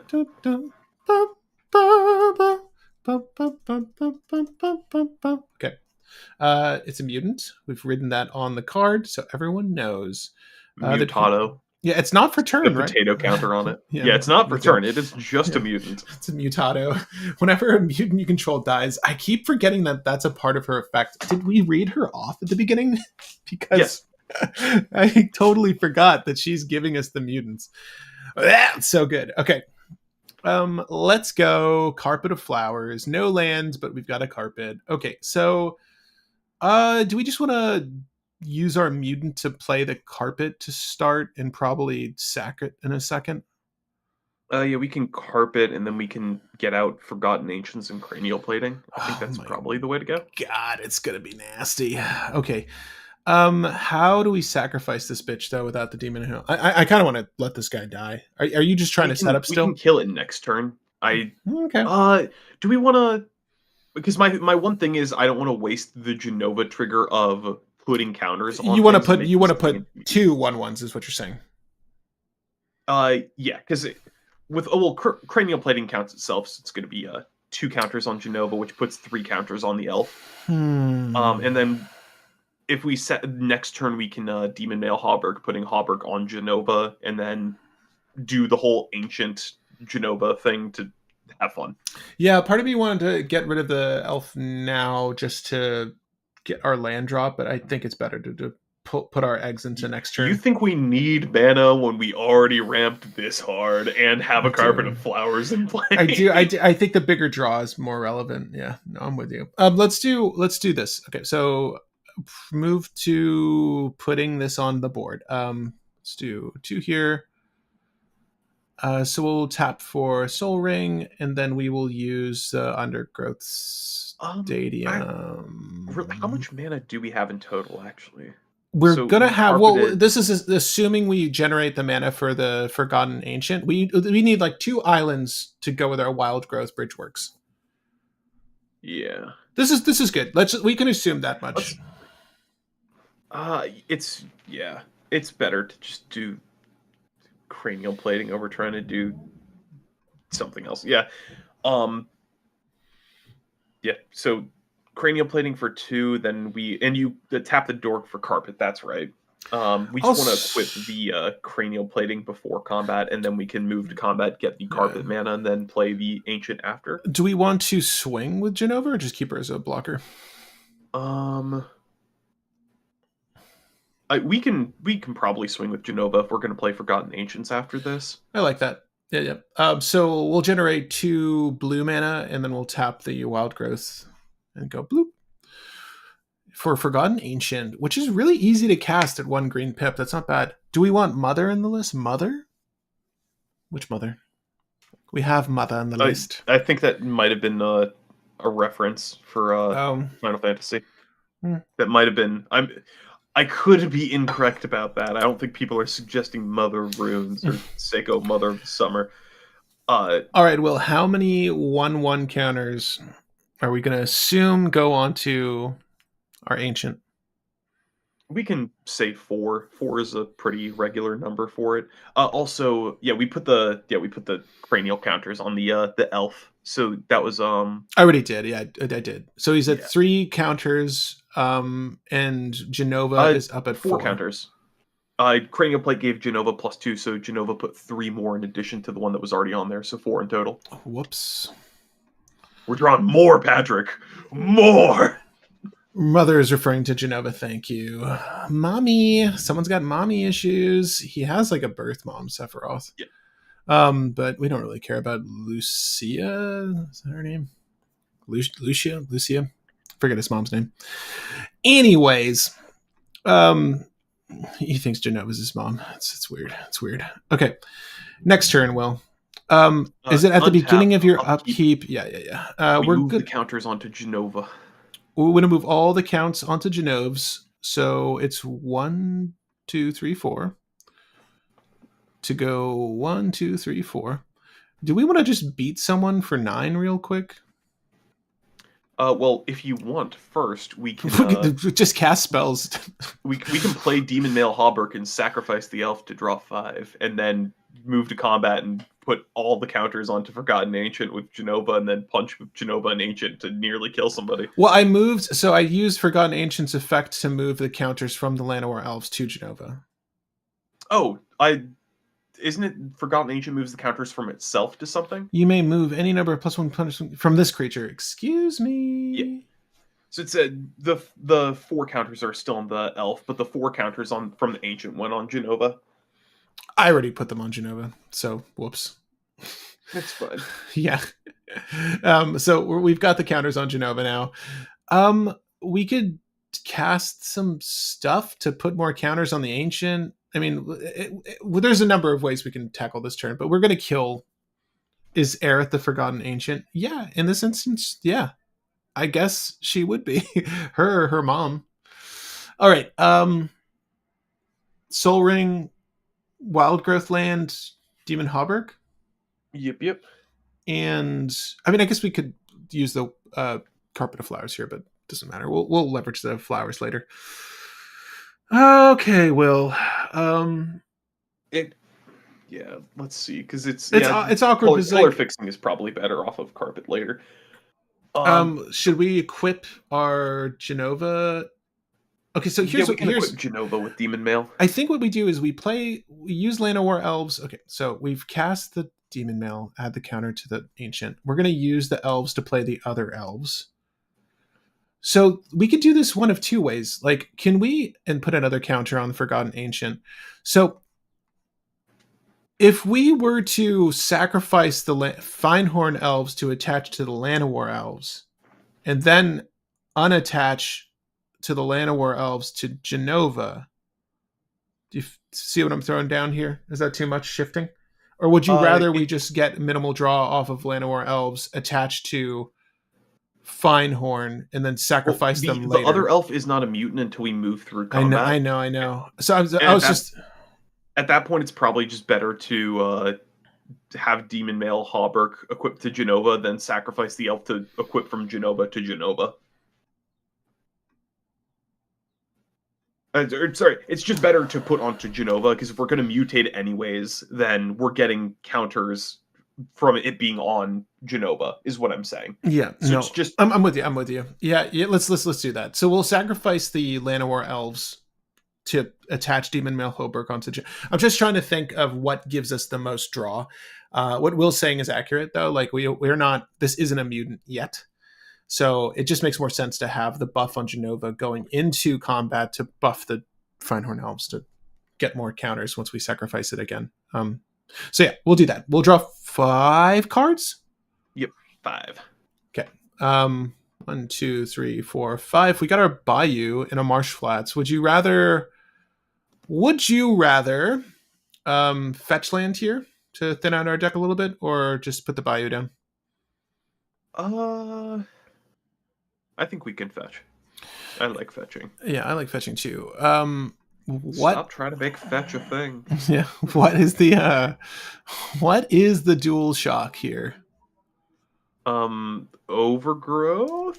Overgrown tomb. You're absolutely right. I will lose 2 life.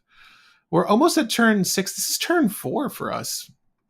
Yep. We're not doing bad. Okay, so Overgrown Tomb's in play. We will shock ourselves.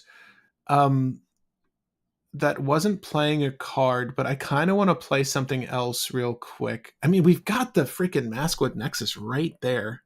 We can play it. We'd have to move through combat because of, it's fine. That's fine. I think we should just do that anyways. Okay, so let's move through combat.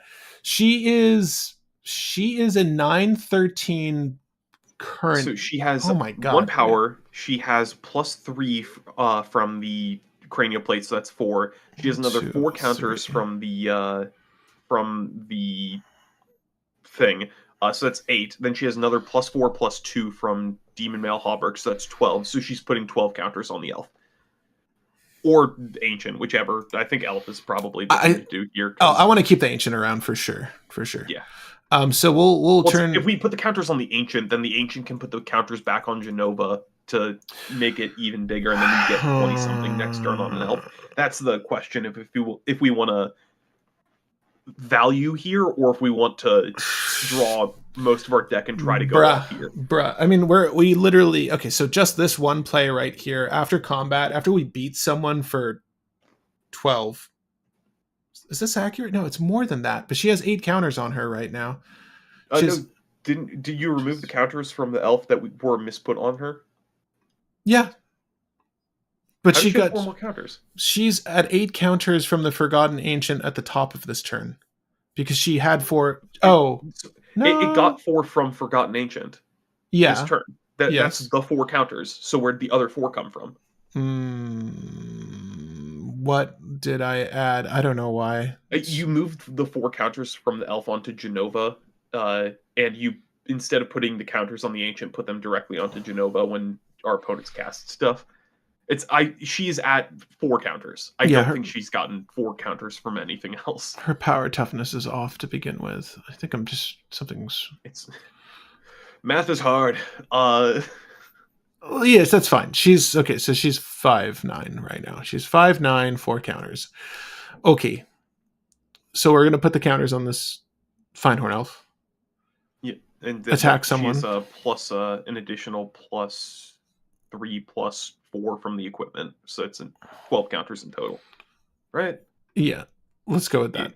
Yeah. I feel like we're missing something. I feel like she is actually bigger. So she has 1 power. She has 3 more from Cranial Plating, making 4. He has 4 more from Demon Mail Hauberk, making 8. He has 4 more from the counters, making 12. He has 12 power. Carpet mana. Yeah, Carpet mana is post-combat. Yeah, we're there. We're there. What do we want? Let's see. We probably I know we have a ton of black cards in hand, but do we go for green? Yeah, we could. We could. I kind of want to put the Nexus down and kill. Well, I kind of just want to kill this Finehorn Elves and see what our options are. Yeah, that's probably the better thing. But let's do green though. Really quick, before killing the elf, do we want to move Cranial Plate to draw 3 more? No. Sure. Yeah, let's do that. So we're gonna go ahead and generate. Using one of our green. Let's just say we have 2 green floating here, and then we'll use 1 green. Blooped over here. 1, 2, 3 for that. She is gonna draw 15. 12, 3, and the base 1, so that's 16. Oh my god.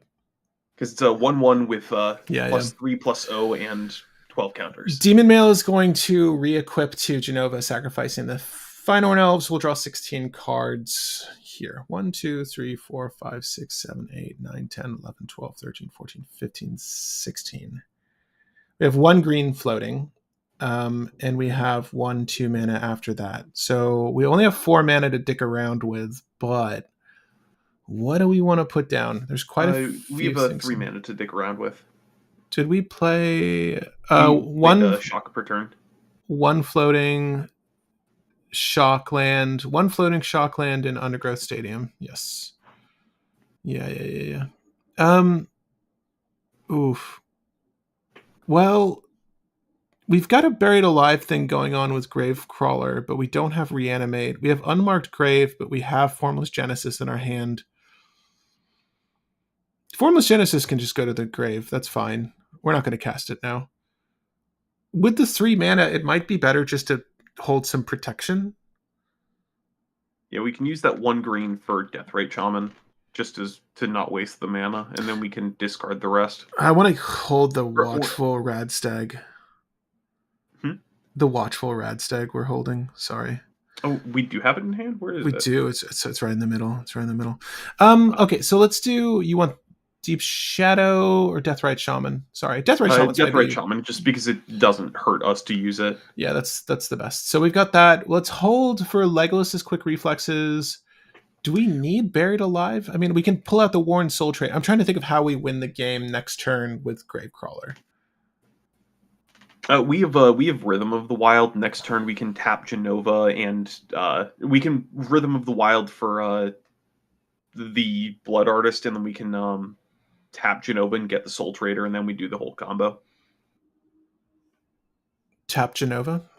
Or sorry, Nature's Rhythm, not Rhythm of the Wild. Yeah. It has a what's the effect? Harmonize.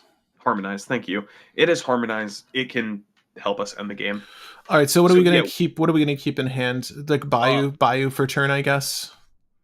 Yeah, we keep one land, and then we probably keep all the interaction we can, and Nature's Rhythm, and maybe we keep the Genesis, just because then we don't have to discard a land to use it for the first time.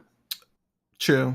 Should we keep more than one land in hand then? Like a land? Are we going to retrace this on the same turn? Well, no. If we play one land and then we play Genesis, we sack the token to Genesis, and we draw like 10 now, and we probably have another land in those 10. Okay, so let's keep 2 forms of protection. I guess the Autumn Veil and the Legolas's quick reflexes. Let's pretend like nature's state, the natural state, might be necessary to remove some form of stacks. We can get rid of the Elves of Deep Shadow. We can get rid of the Delighted Halfling. Imperial Seal is still good to keep. Gravecrawler can go to the trash as well, but I kind of want that to be near the top, just so it's easier to grab. You said you want to keep Formless Genesis. We have Unmarked Grave in hand. Can the Grave go to the trash? Let's see. Yeah, we don't need Unmarked Grave because we already have everything we want in hand. Toxic can go to the trash for now. We likely won't need to board wipe. I don't think we need to worry about that. Yeah, this is weird. So Gravecrawler and Nature's Rhythm are going to go to the trash. We just need to get rid of 3 more cards here. So I'm looking at Nature's Rhythm finds the other 2 combo pieces. We want to keep it in hand. You don't want to harmonize it? We will harmonize it. We're just going to play it to get Blood Artist, then harmonize it to get Warren.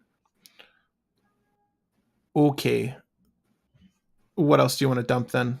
I guess we don't need Maskwood Nexus. We don't have a big board. No. And Radstag is probably overkill now because we already have so many cards in hand.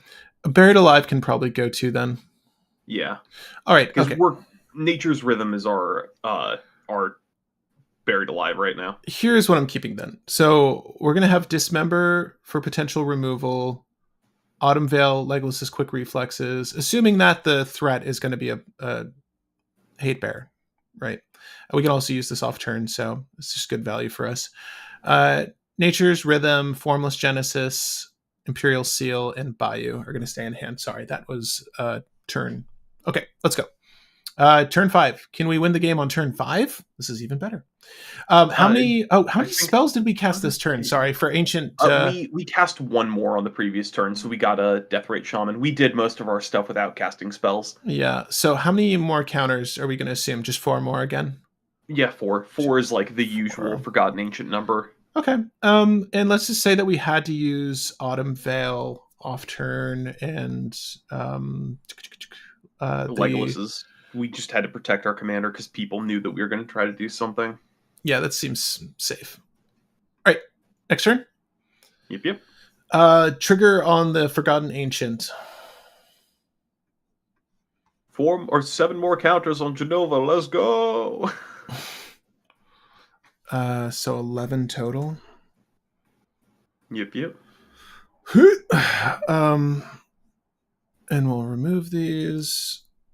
What is her stat line now? The stats aren't changing with her, so she is plus 11. So she has 11 counters, 1 attack for 12, with Demon Male Hawberk for 16. So she has 16 power. Toughness doesn't really matter here. 16 power, and I'll just say toughness is at 5 still then. That's fine. Yeah. We know that's not the case. Yeah, toughness really doesn't matter here. Okay. Do we want to use our Carpet Mana now? Yeah, we can use Carpet Mana and cast Nature's Rhythm to find Blood Artist. Played our Bayou. Let's just say that we get 3 green here. I think at this point we should hopefully have a third island from one of our opponents. So Nature's Rhythm. Nature's Rhythm is going to go for how much do we want to invest? We can just say that we have 2 off of Carpet, and it shouldn't really matter. So Nature's Rhythm green. And Soul Ring for Blood Artist. And then we tap 4 green for Nature's Rhythm again and tap our commander, and then we get Warren Soul Trader, and we can either pay a black or sacrifice a creature on our board to get Blood Artist or to get Gravecrawler back, and then we did the thing. Yeah, so how much mana are we going to be out of this? So we're going to use the Deathrite Shaman on one of our lands, or one of our opponent's lands. We'll use this double green again, and then we'll go for the... We're doing Carpet and Soul doesn't Ring for the matter. front side of Rhythm, and then we're No. doing 4 green for the Harmonized side Yeah, of so Rhythm, cast this and from your that's all the mana. graveyard. You may tap a creature you control, reduce the power of... Oh, wow. It's overkill. But we're going to do that, and then we'll go for the Warren Soul Trader. Sure. Does this go back to the... It's exiled, right? Okay. It's buyback, or not buyback. It's a flashback. It is exiled, though. Yeah. It is flashback with 1 fancy Convoke-esque effect. Let's do the thing. Buy you for Gravecrawler? Yep. Okay. Sorry, that was quite a lot. We could, if all else fails, the really nice thing about this is that we're still able to put power on something, probably Gravecrawler, attach, put power on the thing, turn it into a mutant, and kill it, right? Because I think the thing they would go for, it wouldn't be Gravecrawler. They would probably get rid of the Blood Artist in this situation.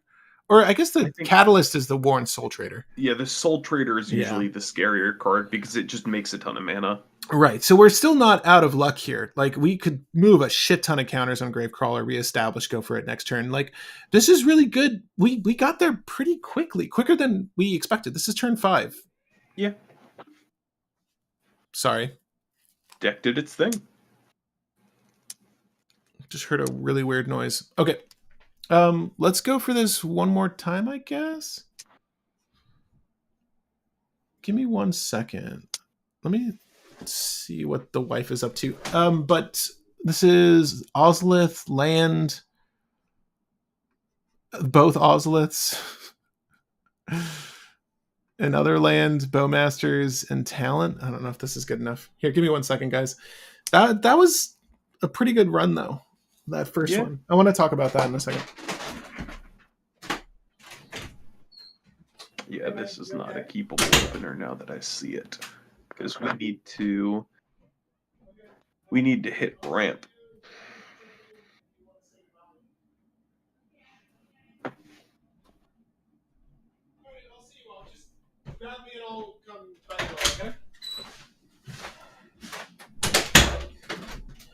Okay. I thought of a change that we should probably make to the deck. Let's do it. Cut like some land for Dryad Arbor, just so that we can use the creature tutors for Dryad Arbor both for ramp and for a body. Yeah, honestly, I feel like Arbor is still a good package in this. So some land, he says. Forest for a forest? No, let's do a swamp. Or let's because we still have more forest than we need swamps. So yeah, we also don't care about pips too much in this deck. So not really. No, a lot of our good tech only requires 1 pip, anyways. Ali is all right, guys. Here, I'll get this. Here, wait, I'll just have it on the deck for a second. My wife is going to a Beyonce concert, and I'm gonna see her off really quick. So if you're at Beyonce, maybe you'll see her. Probably not. Give me 1 second, Will. Head down.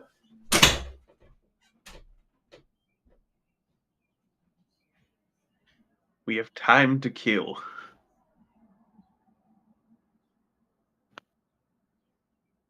Jenova worked quite well, though. Glad to see that a Soul's Majesty in the command zone actually does work.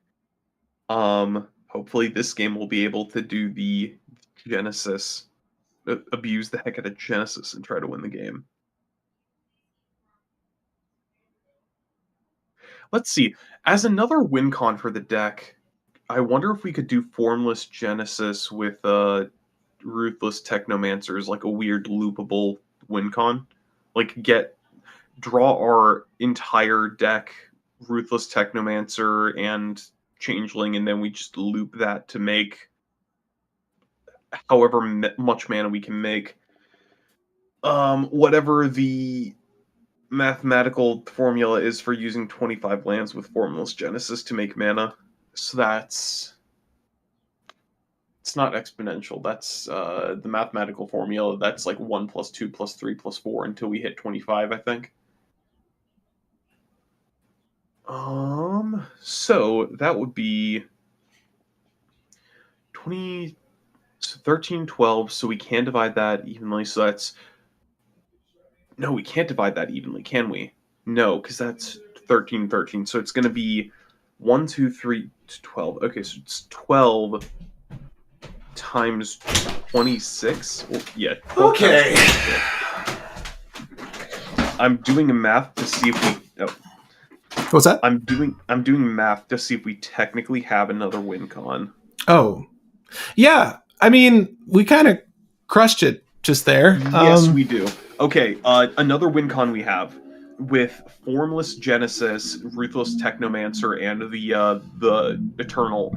We theoretically could loop a little bit to or loop the Witness and the Technomancer between each other while sacrificing the Formless Genesis token to Ruthless Technomancer to make 325 treasures, which should kill off of Ballista. That could work. So that's another option we have. Let's aim for that this go around. Actually, let's aim for that. I guess I want to try that out. It's just going to be Technomancer doing Technomancer things regardless. I mean, speaking of Technomancer, we have a starting hand here with Ass Trophy, Veil of Summer, Wild Growth Dark Writ, 2 lands, a fetch in Undergrowth Stadium, and Ruthless Technomancer. Technically, this is a turn to Jenova. My thing is, it's kind of better when there's a dork because we always want the body, and it's sort of why we reintroduced the Dryad Arbor. Yeah. I don't know, man. We've got the fetch, though. I mean, the fetch can be the Dryad Arbor. Yeah, but then we can't get Jenova out on the same turn. Right? Actually, no, hold on. Well, if we do Undergrowth, Wild Growth, Misty Rain, Forest, Dryad, Dark Writ, Jenova, and then turn 3. You want to try that? Yeah, let's try that. We can try that. We're going to be down on permanent mana, but I think drawing a couple cards is going to make up for it in the end. Top deck. Actually, no, we're not going to be down permanent mana because the Dryad Arbor is still going to be a dork in play until we sack it. Yeah, we've got a Maskwood Nexus off the top here. Wild Growth can be attached to any land, right? It's Utopia Sprawl that needs a forest. Okay. Yeah. Okay, so that's good. I'm gonna hate to say it, Maskwood is probably cuttable. Yeah, honestly, I'm not really vibing with it right now. Guy's Cradle also kind of, at least from that first game, it's not playing that much weight. Oh my god, there's a guy. I don't know if you can hear this car revving outside. Sorry. Anyway, Misty Rainforest. Let's just play the Misty Rainforest. We'll tap this for black and green. Do the trip black, play Jenova. Before we move to combat, I guess we'll go for the Dryad Arbor here.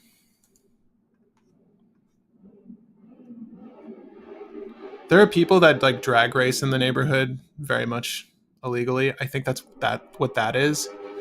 For some reason, can you hear that at all, Will? Yeah, I can hear it. Okay. Yeah, there's for some reason cops don't monitor the street I'm on, and people will just like race up here. It's not good. Okay, so move to combat. +1/+1 counter on the Dryad Arbor. She could put it on herself too, right? I've never really thought about other. It has to be up to one other target creature. Huh. Whenever a mutant you control dies, I'm just wondering if there's a reason to put a 1/1 counter on your opponent's thing. There's no reason. Okay. Unless you could like mutate it and then draw off of it. Okay. I guess theoretically hijacking or stealing an opponent's creature beforehand. Yeah. Something weird like that. Red's got all the hijacks we want though, sadly. Yeah. There's some colorless hijacks, but they're not great. What are we getting rid of Maskwood Nexus for, by the way? I'm with you on that. I feel like Conspiracy was too much, and even Maskwood just feels like unnecessary. Probably one of the things that we cut. I think Funa Shaman is probably the re-add. I'll drop the Survival instead. Would you rather Fawn over Survival though? Only reason why I like Fawn is because we can search it easily. We could find Survival though with Black Tutor. Do you want at least one enchant aura reanimate, or just reanimate? Just reanimate seems fine. We haven't been trying to do weird reanimation No. storm things, so I think we're cool with just Also, sticking with that. most of the play lines, like we would only really need 3 and under, so we could use what was it? There's a 3 and under revival spell for 1 black. What's it called? Oh, Unearth. Unearth. Could probably just go for Unearth, honestly, because that works with most of our combo cards. At any rate, not that we're gonna focus on that, but Dryad Arbor, Jenova, land for turn is card for turn is a command tower. Where are we going here, Will? We could Guy's Cradle if we wanted to do two mana, but I don't think that there's anything crazy to do off of that. No. It might be play Guy's Cradle, move through combat to get another counter on Dryad, and then play Technomancer to get 3 treasures, and then draw 3 cards. I'm with it. Let's do that. I did completely forget. Maskwood does make changeling tokens, which is useful. It is, but it's 3 mana. I don't know, man. Let's try. Should we try to play for Maskwood here, or try to play for Ruthless? I'm more interested in just cutting Maskwood at this point. Yeah, but we'll just keep playing it like we optimally would, which is Ruthless Technomancer here. If we do run out of steam, we can Maskwood. This is weird. I kind of have to go tap out for this, but well, actually, we haven't played. No, we have played land per turn. What are we talking about? Yeah, we played Guy's Cradle. Okay, so we'll do 1, 2, 3 green, and then we'll tap the Undergrowth for black green, and then we'll go Ruthless Techno, floating a green, sacrifice the Dryad Arbor, make 3 treasures.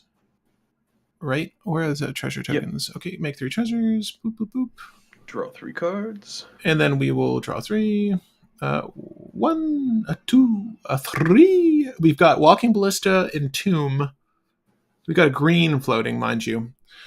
An Ozolith. Sadly, well, actually, we've got enough mana to do the Ozolith if we want to. Also, Walking Ballista is kind of funny with a counter allocation. Like, if we just need to peck at someone else's board, Jenova is very good at doing that. We kind of want to. We could Entomb for Genesis. We can play just the Ozolith to set up for the Ozolith, which I do actually kind of like just playing it this turn. You want to just drop the Ozolith? Yeah. Okay. Just to, because it's probably the best thing. We just sack a treasure, use 1 floating, and then Ozolith. Yeah, I like that. And then we can hold the rest of the mana for interaction. Honestly, depending on how many mutants I've kept from the Mothman deck, I may make Jenova. I really am liking this. I think this is a really good casual list. It's a little complicated with the number of cards you need to like get the ball rolling, but the game we played earlier was kind of ideal. Right, we started with the Cranial, and or we drew into the Cranial or Hoberg, or we found the Hoberg. I forget. We had both in play, and it was pretty gross. That's all I remember. All right, next turn. Yep. Swiftfoot Booties. Land per turn will probably be Command Tower. Yep. From here, if one or more characters would be put on an artifact or creature, +1, and then we can also do this with have Guy's Cradle and put a counter on Jenova, which puts 2 counters on Jenova instead. Then we have Jenova put 3 counters on Technomancer, which then becomes 4 counters, but then we can't sack Technomancer. Is there any excuse to...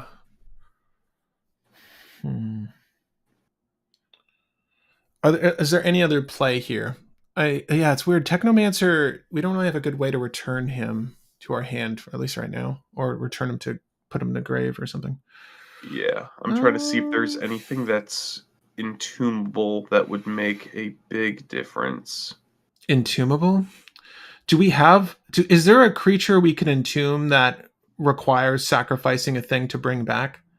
There is Smeagol. You pay a black and sacrifice a creature to put it from grave to hand. We can also just run Dread Return theoretically, which is maybe a thing that we could use for Maskwood Nexus. Yeah, no, I'm thinking like, yeah. That's the right chain of thought though, because like I don't want to see Entomb in my hand and not have a solution with it, right? Or Unmarked Grave. So it's like there's got to be a solution for Entomb here, right? Smeagol is legendary for Unmarked Grave though. Yeah. No, there's got to be something entombable that's just like sacrifice a creature in addition to play this from your grave. right? And then that would benefit Jenova the most. Really quick, I just want to make sure that a card does a thing. Yeah, you're good. Um, That's the struggle right now, guys. I definitely want something to do with this Entomb. There's no reason we shouldn't be able to do something with this Entomb right now, and get out of this rut and draw cards. Because the other thing we can do is load up a Ballista and can't even do that really. This card is obnoxious, man. Yeah, we don't have a creature that can sack stuff from grave or self-recur that sacks stuff. Mm. Hatred is like a better ad nause in this deck. Oh, the pay X life, give a creature plus X plus O. Yeah, that is quite good actually. I think the answer is probably just play Ballista, let Ballista do Ballista things. Yeah. Off Worst topic case scenario, we make Technomancer big next turn, and then we have Ballista try to kill Technomancer. Yeah, that's such a odd way to. Out. It's such an odd way to go about this. Also, we could sacrifice an artifact, return a creature with power X or less from our graveyard. So we do have a sack outlet on. We can sack Ballista. Right, and bring the Dryad Arbor back, I guess. Yeah, that does that. Honestly, yeah, that's our out. That is not a bad out. Okay, so how much are we putting into Ballista here? Just we can put 2 mana into Ballista. Ballista is going to enter with 2 counters because of our Ozolith, and then we can activate Ozolith to put 2 counters on Jenova, and then have Jenova put 3 counters on. Put 4 counters on Ballista, so Ballista will be at 5. Oh, it's 2 plus 1. 2. Yeah. Oh, well, no. Wait, it's no, it's 1/1. Jenova. So Ballista enters with a counter, which is 2 counters because plus 1. Then Jenova is going to be given a counter by Ozolith, which is going to be plus 1 because of Ozolith. Mm-hmm. Then Jenova is going to put 2 counters on Ballista, or is going to put 3 for its own 3 power counters on Ballista, which is going to be 4 because of the Ozolith. Okay. So Ballista is going to have 6. My bad. So I did Wild Growth, Undergrowth Stadium for Walking Ballista. I'm doing Guy's Cradle for 3 mana to pump Ozolith into Jenova. We've got 1 green floating. Before we move to combat, do we want to do anything with the screen? We can pop a treasure and put Swiftfoot Boots into play. Or because we tapped slightly differently. I just figured we'd get the most out of Guy's Cradle this way. If we did that differently, could we? No, we can't. I was gonna say, could we make it so that we had black instead of green? Yeah, no, I think there's not really anything to do. If you want, we might be able to Lightning Greaves, but remember we have to pay for Technomancer. I'll put you want to do Technomancer now? Well, no. Eventually, we have to pay for Technomancer, so make sure we have the mana to Technomancer. I mean, I'm fine to put the boots down. We could just do Command Tower, save the treasures, have the boots in play. There's no reason to equip the boots, and anything we would want to equip it to would maybe be the Ballista. Yeah. Okay. This is fine. We'll put the boots into play with the floating mana. I will move to combat. We'll put the counters on Walking Ballista. 1, 2, 3, 4 counters this go around. Swing Jenova, keep Ballista open as a threat, and we do nothing else with our turn, but we have Veil of Summer for protection if we need it. Let's just pretend like we have to use 1 treasure to do so, and then we will go to next turn. Off the top rope, Formless Genesis. Not bad. So for Wolfsbane, yeah, I think that the counter increasers in the life gain / loss Baitor are probably overkill. I think they'll probably win more. This Masswood Nexus, sorry, like, not really seeing any utility for this Masswood Nexus right now, but that's okay.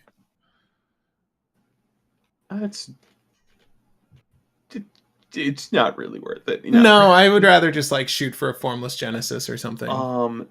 Did you sacrifice Ballista at the end of the turn?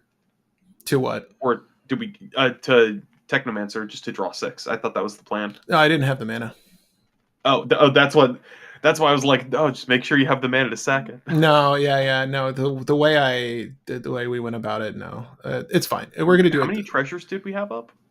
I used a treasure off turn for this Veil of Summer. I just want to start Got it. turn 5 and see where we get with this. We could use All right. Technomancer now though and go bigger. So my thought was like we could wait Yeah. to do the Technomancer thing, Yeah, which that's still good.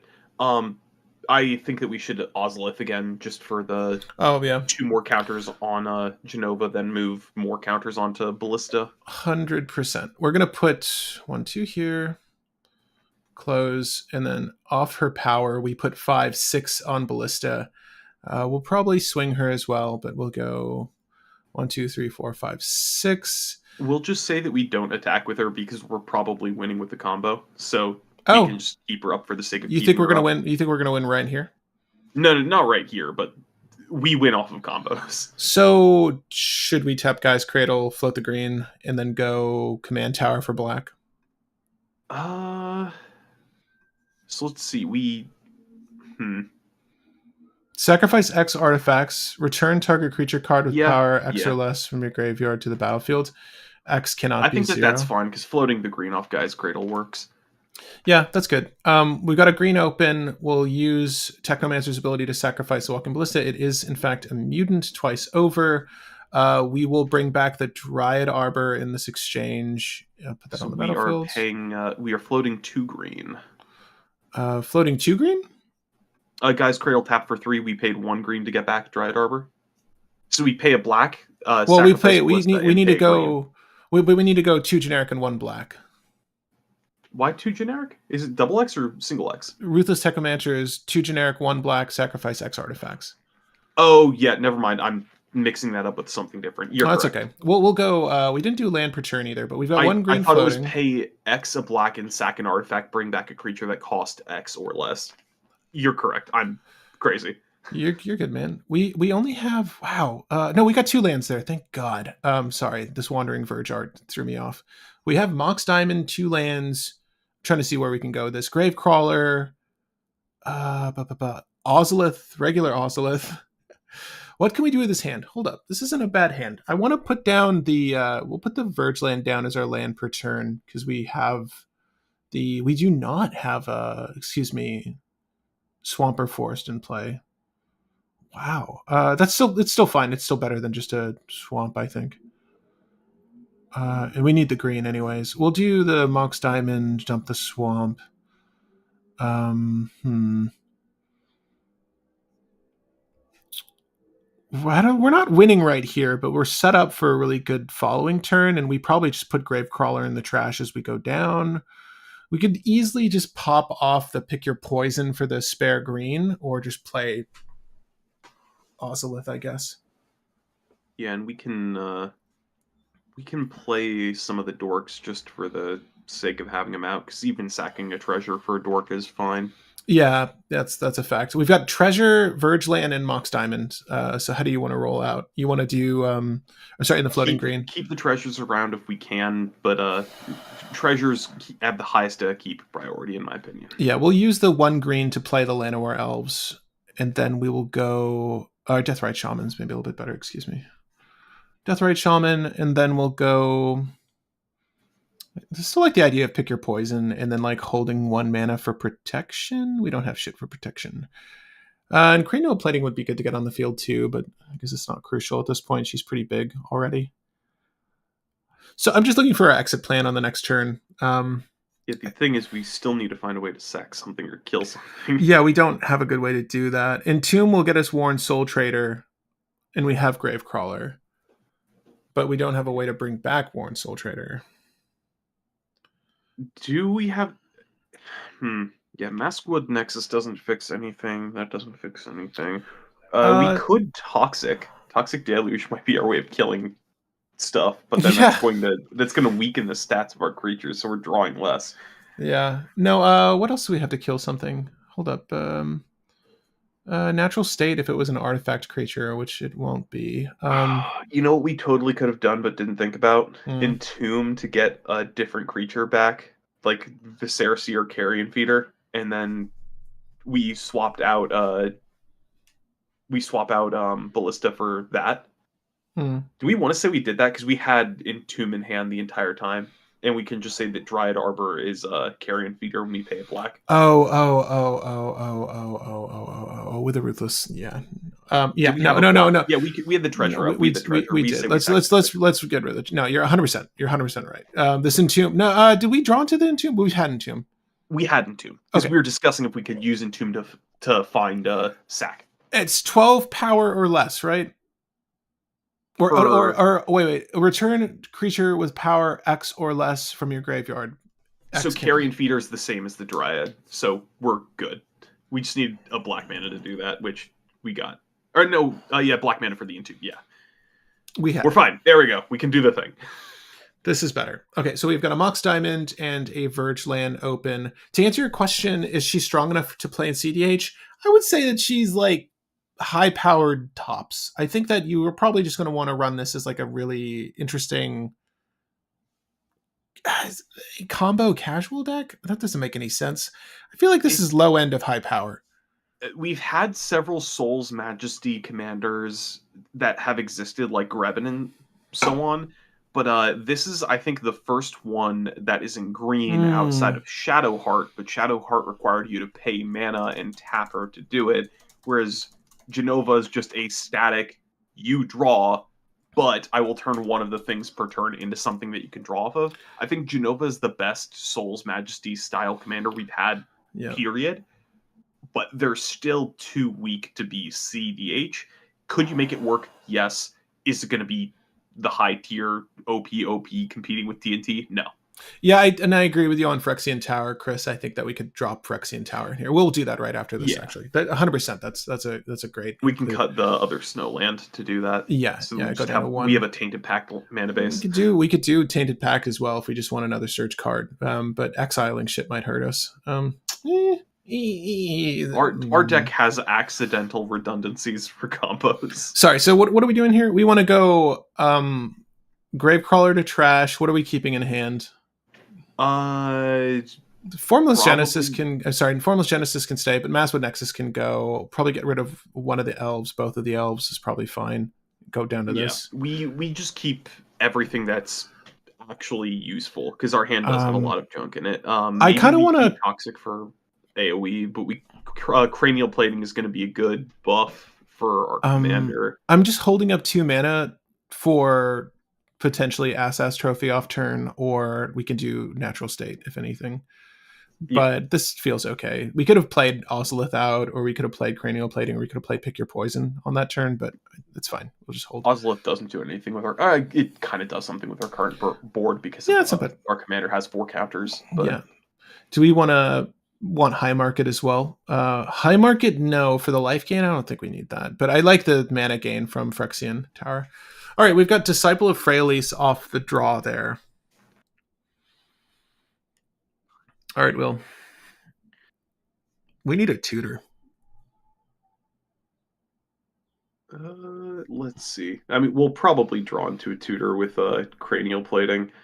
So Gravecrawler, we want to cast this Gravecrawler and have that be the thing we kill. It's also a 2/1, so naturally it's gonna be fairly effective draw engine for us. Do we have a zombie on field? Oh yeah, carrion feeder. Yeah. You're right. Let's just do Deathrite Shaman. It's a rainbow land. I want to save the guy's cradle for. Let's do. It doesn't fucking matter.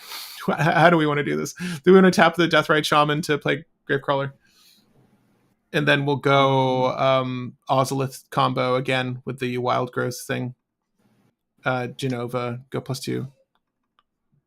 Yeah, I am a fan of just consistently doing the Ozolith thing. Getting Gravecrawler out first is probably correct, just to get more mana off of Guy's Cradle, of course. But yeah, before I'm 10 seconds behind, so I didn't see you already did that. Oh, you're okay. You're okay. I'm thinking to myself, we have Carrion Feeder obviously to remove the Gravecrawler here.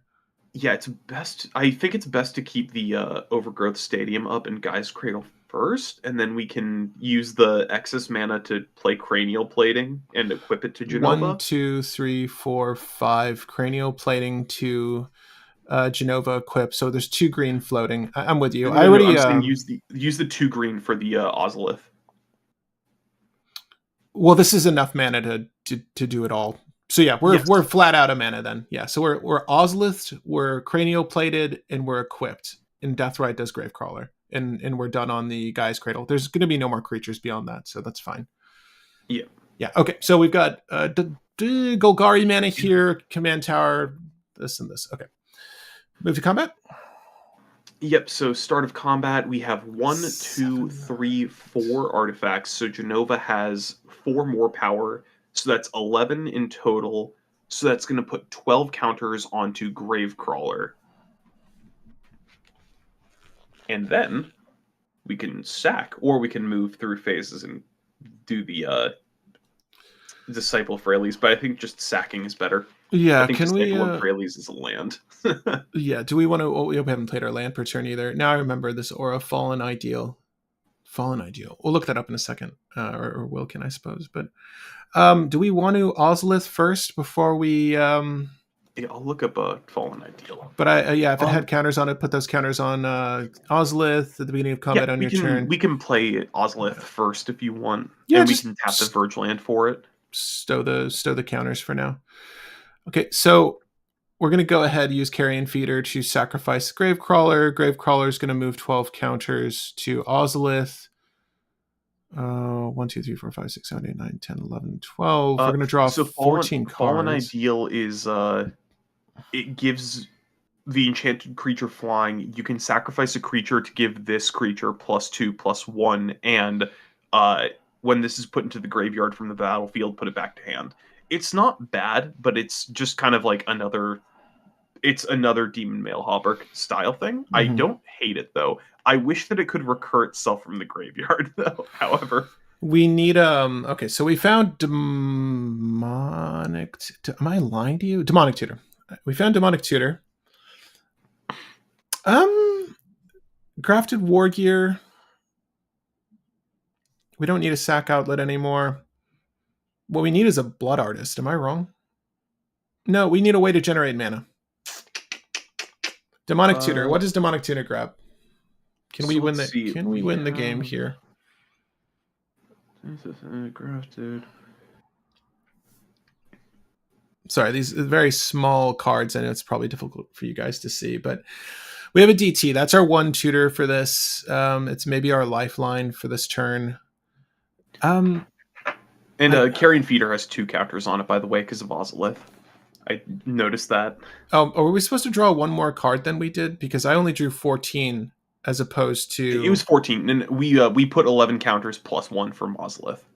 You did it right. 11 counters +1, 14. Okay. Yeah.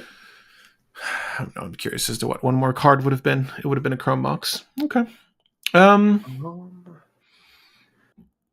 This is weird. Like we don't really have any like really clean. We have not played land for turn yet, so we can play the Bayou. That's fine. Yeah. Just put that on top of the command tower. We have 5 mana to play with. 1, 2, 3, 4, 5.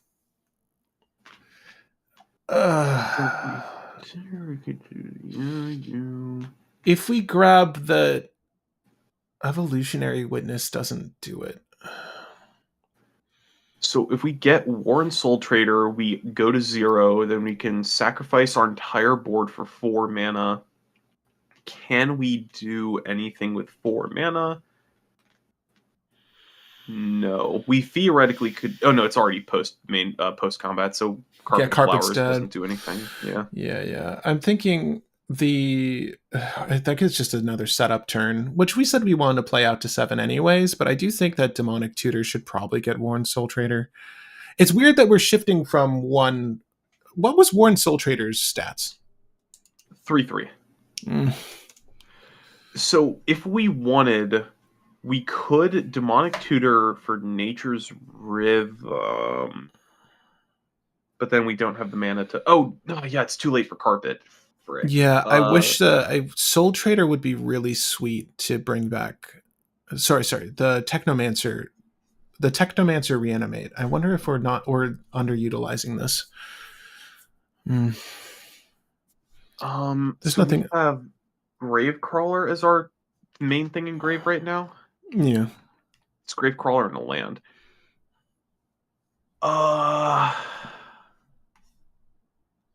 5 to play with. I can't help but feel in my heart there's a win, but I'm not. Yeah, I Gyre Sage, we could get that out and then give it haste, but we can't move counters onto it. I mean, next turn we're going to draw a shit ton of cards off of the Ozolith and Jenova. If we had one more tutor, we would have it, but it's the fact that we don't have one tutor. Actually, This is a worldly tutor. okay. We might be able to get there, and it's through a very, very weird setup. So if we find Reanimate, we can use Carrion Feeder to sacrifice everything but Jenova, and then we can use Reanimate to Ruthless Technomancer, sacrificing either Jenova or Carrion Feeder, and then Disciple of Fralazing the other. And then we have a bit of mana, and we dig like X amount of cards deeper. Yeah, I see what you're getting at. That's kind of a... And all of the counters get moved to Ozolith, so it can still be relevant later. Yeah, it's a little bit of a stab in the dark. I actually don't mind having Jenova go back to Grave, though, with Technomancer on board, because Jenova can come back very easily with Technomancer's ability, just sacrificing one thing. I do think that just equipping boots onto our most relevant piece, probably Jenova, and then holding mana, holding interaction is probably our best play, but... Yeah, I think we don't go for the win this turn, but Yeah. theoretically we could. But Yeah. it's risky. I would, if I was in a tournament, I would not do it. No, yeah, it's just better to just save up. So let's just hold the interaction. I think we're going to put down, though, what do we have for interaction? Just ass? Is it really just natural state ass still? Let me do this. I'll do this. I'll do pick your poison against everyone. They lose a utility. We'll use the black for... So we'll just go green here, and I'll put the Birds of Paradise down. Birds or Carpet, I guess, either way. We still probably want to put Carpet of Flowers down. Yeah, Carpet's technically better, I think. We'll do Carpet as well. And we'll hold the Command Tower and the Mox Diamond. If those Lightning Greaves, or if those Swiftfoots were Lightning Greaves, we could play every dork in our hand. I know. Oh, shit. Yeah, you're right. That would have been so nice. I almost want Swiftfoot Boots in here, too. We'll dump, though, the Arbor Elf, the Elvish Mystic. Don't we have Swiftfoot in here? Swiftfoot and Lightning? No, and just Swiftfoot. Just Swiftfoot. Oh, okay. Yeah. I'll keep... change. That's what we take out Maskwood Nexus for. Maskwood becomes Lightning. Do we keep Worldly Tutor? Yeah. Yeah, because we can use Warden Soul Trader off the top of our deck here. We'll just use a Command Tower or something for that. Okay, 3 more cards. I keep the DT just because natural... Demonic Tutor is good. Fraley stays? Fraley stays? Yeah, what we can do is we can keep Fraley's and another land in hand, and then we can ditch the Genesis, because as long as we have that second land in hand, it is functionally a Genesis. So I'm keeping... Okay, Assassin's Trophy is the last resort, but we've got Deadly Rollick, Natural State, Demonic Tutor, Worldly Tutor, Overgrown Tomb, and Disciple of Fraley's. Actually, we also probably don't even need a land for turn, so if we want to just ditch Fraley's to keep it for Genesis fodder, we could, but we're good on this. We have a good hand, we have a good setup. Yeah, we should be winning next turn. And you said you tutored for Soul Trader to the top? Yeah. Off turn, we'll go ahead and we'll do... if we do it off turn, then we need to get rid of one more thing, so we could get rid of... No, we're good. I only have Worldly Tutor, Demonic Tutor, Natural State, Deadly Rollick, Assassin's Trophy, Overgrown Tomb. Oh, yeah, it's in hand. Never mind. I did not see it all the way on the left. You're good. Yeah. We're fine. We'll do our Command Tower for Worldly Tutor. I think this is a Worn Soul Trader turn. Shuffle. Goes top. Take our turn. All right. We're going to generate mana off of this Carpet of Flowers. It's turn 7. I think we should at least get 3. We'll just make it 3 black and go for the Worn Soul Trader, I think. And now we just need Blood Artist. Am I wrong? Yep. Okay. So DT for Blood Artist? The safe option is DT for Nature's Rhythm. and then we can try to get Blood Artist twice, because don't counter the tutor, counter the thing that they're looking for. That way we can we can find the thing twice. Nature's Rhythm. Because we Okay. definitely have the mana to do that. So we'll do the Undergrowth Stadium deal, and then we'll use Gaia's Cradle here. 1, 2, 3, 4, 5, 6 creatures. Now as well, instead of doing War Infiltrator and all that, if we wanted, we could just find the Witness and do Techno Business. Yeah, Techno Loop. Let's do Techno Business, and then we'll close this out after we make a few changes. Do you want to do DT for Techno instead, or DT for the? I still like a for Rhythm, because it's more or less the same thing, and we don't need a lot of mana to do what we're going to do. So we'll tap here for 1, 2, 3, 4, 5, 6. 1, 2, 3, 4, 5, 6 mana, and then we'll go for our Nature's Rhythm. X = 3. I guess we'll float 1. And then we find Evolution Witness. All right, so let's work through this line of play. So what we're going to do here is we are going to sacrifice Technomancer to, we'll say War Infiltrator for the sake that we want to get our artifact count high.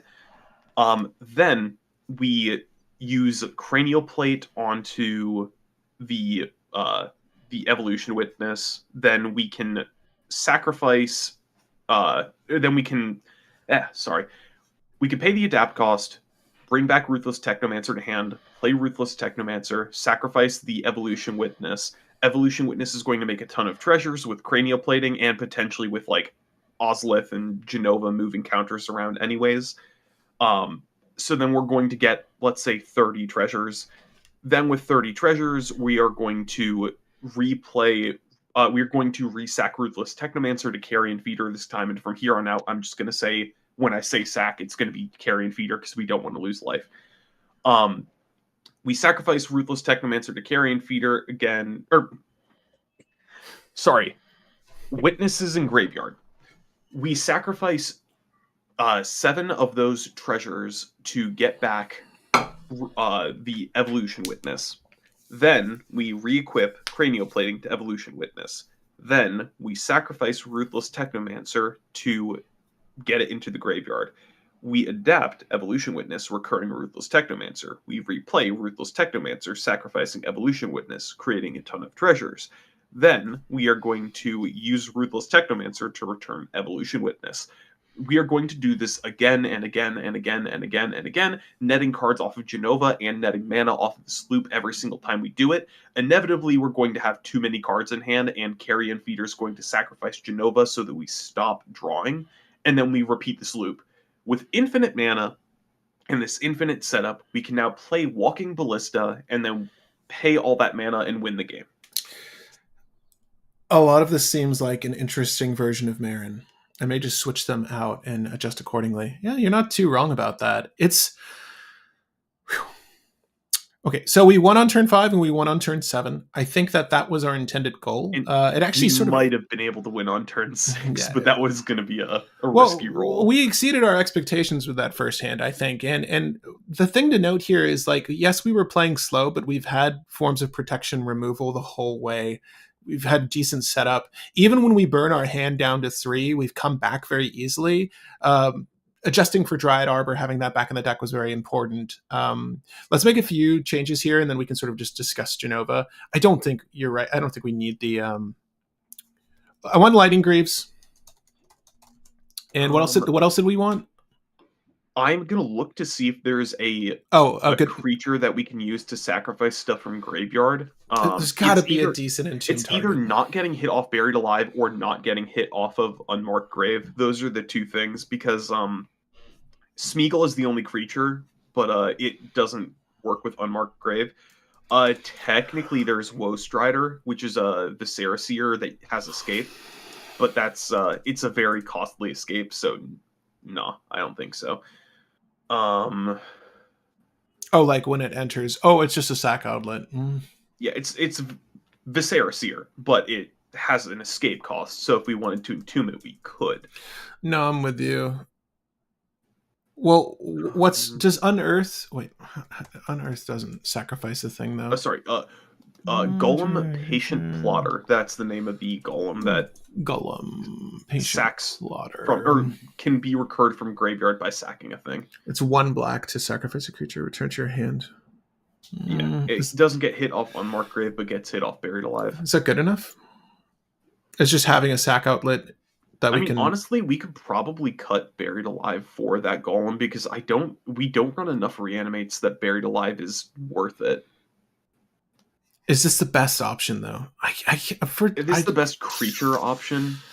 Wait, actually, if we take out Buried Alive for this, then it makes Unmarked Grave pointless. Well, that's the thing though. Like, exactly, it doesn't need to be a creature, I guess, right? Yeah, I'm trying to find like an enchantment because I'm pretty sure there's like auras that as an additional cost they have you sacrifice a creature, but you can cast it from grave. So we're just trying to conclude this by swapping out Masswood Nexus and Buried Alive.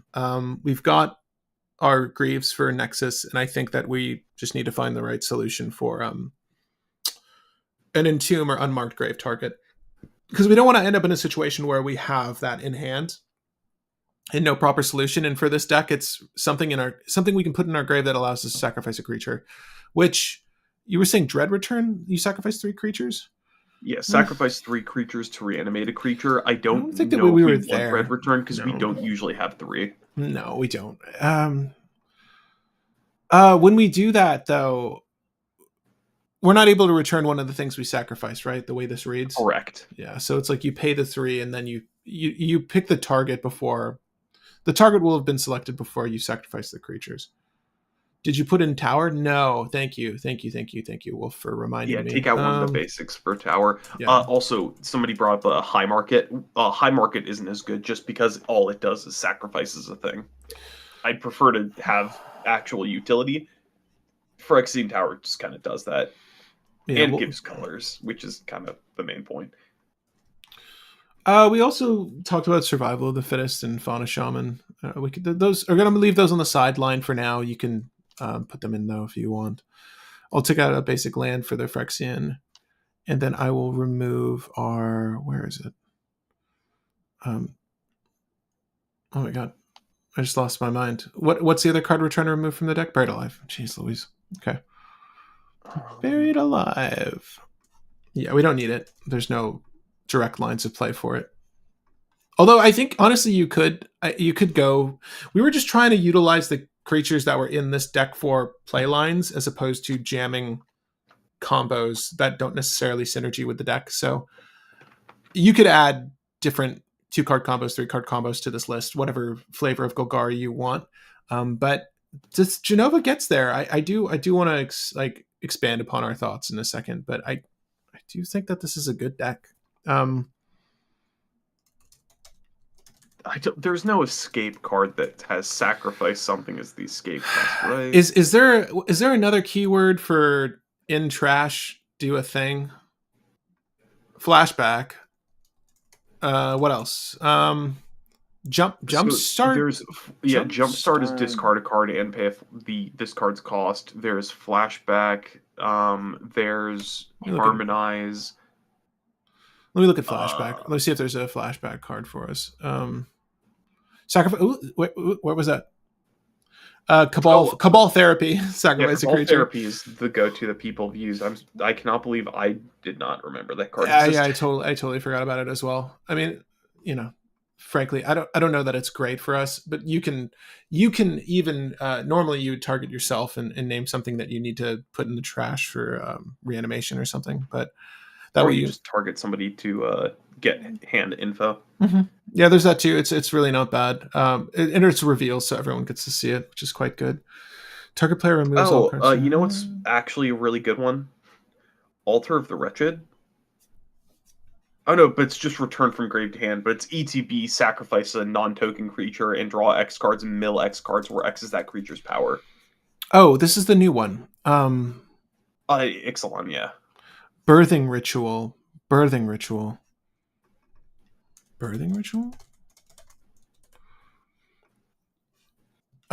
So the goal is to have something that we can entomb or unmarked grave. birthing pod. No, we had a situation in our last playthrough there where we had an entomb, but like it didn't provide us a solution to remove something. I don't mind Altar of the Wretched, Will. Yeah, because it's a very slow way of getting Yeah. around it, but it's another value engine. It's life's legacy, Do but we do we want semi reusable. do we want this in the deck? I mean, it's. It will add It to our artifact count. It's just costly to do the thing. Like, it adds to our artifact count. It gets around needing Jenova in some yeah, cases, and it's a sack outlet. The one mill one time actually sack, hurts though. one Yeah, time well, sack it's a outlet. one-time sack outlet, yeah, but it's still a sack outlet. I mean, Cabal Therapy is a one time sack outlet too, because it gets exiled.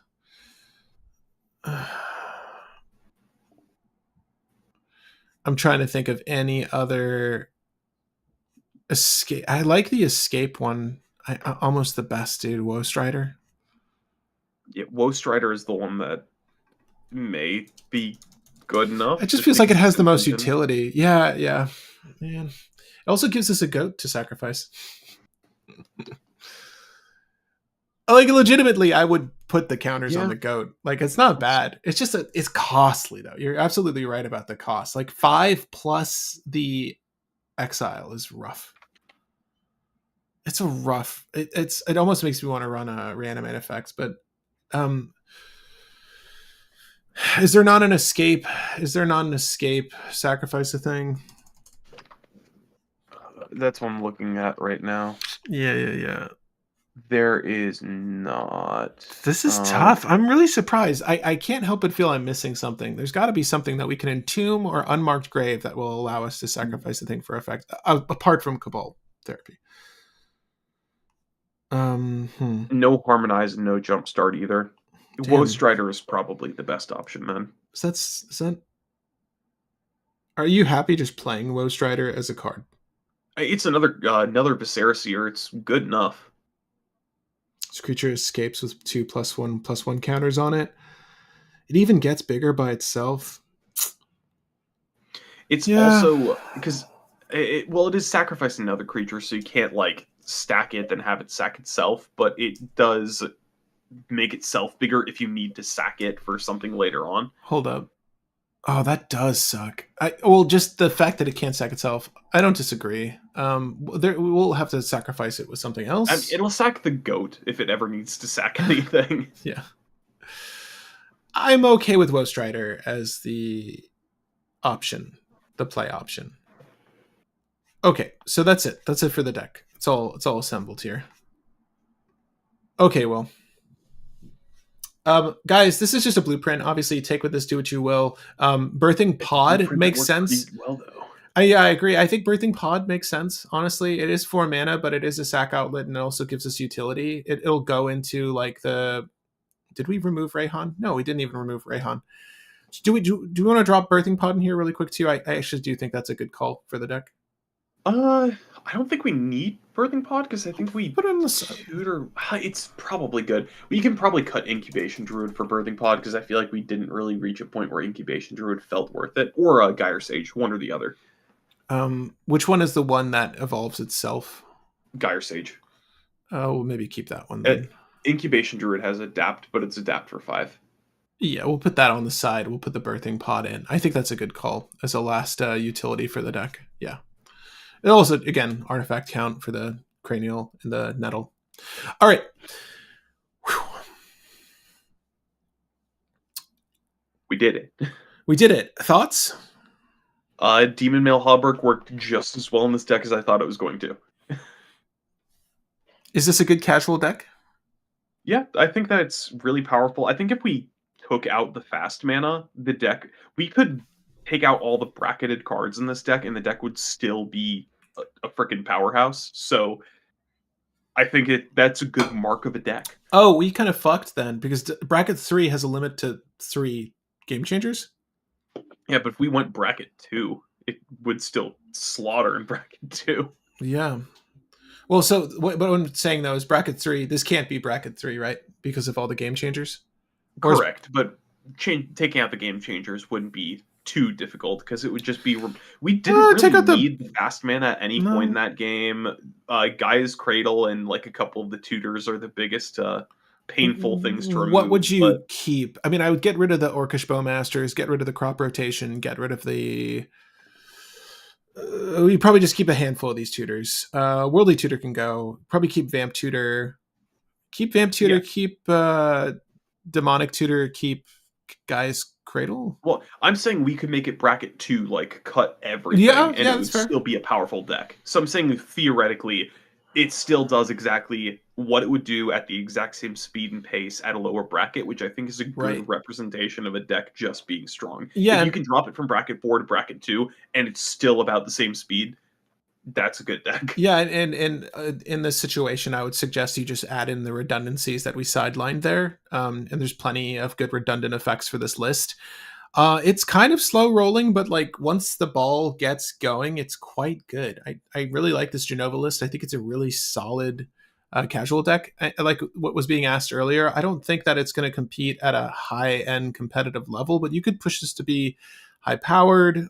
Ugari's not really great color for control, so going this slow, you really want to mitigate that with something. You can remove creatures, and I think that's probably going to have to be enough. I wouldn't suggest adding stacks to this. It can only complicate things for you. Um, and gonna put Jenova in my Master Transcendent deck because it makes mutants. Yeah, yeah. The mutant manipulation business is really sick. She's just a really good machine. She does everything herself. Um, Super self sufficient, super fun. I really like this deck. I actually thoroughly enjoy this. Yeah, Jenova, good deck. And obviously, this is a decent take. Let us know, any changes that you would like to see in the list. If you have your own list, feel free to share it in the comments after the video. But that's it for this one, guys. I want to do Squall soon. I would like to do Squall. I'd like to do Vivi. I'd like to do so many of the legends we've seen. Like I In a think, deck build. In a deck build. yeah, there's so many But great like CDH worthy legends from this set. I think that we'll get to them very soon. But I'd like to do Squall as a deck. As a yeah. deck. Oh no. Either way. don't tell Renoa. No, Squall is sick. I'm looking at the prices of him right now. He's not too expensive. I might go out and buy some packs and see if I don't chance into him. But I thoroughly would like to have a Squall CDH deck, and we can make that CDH. We can make Yeah, that sing.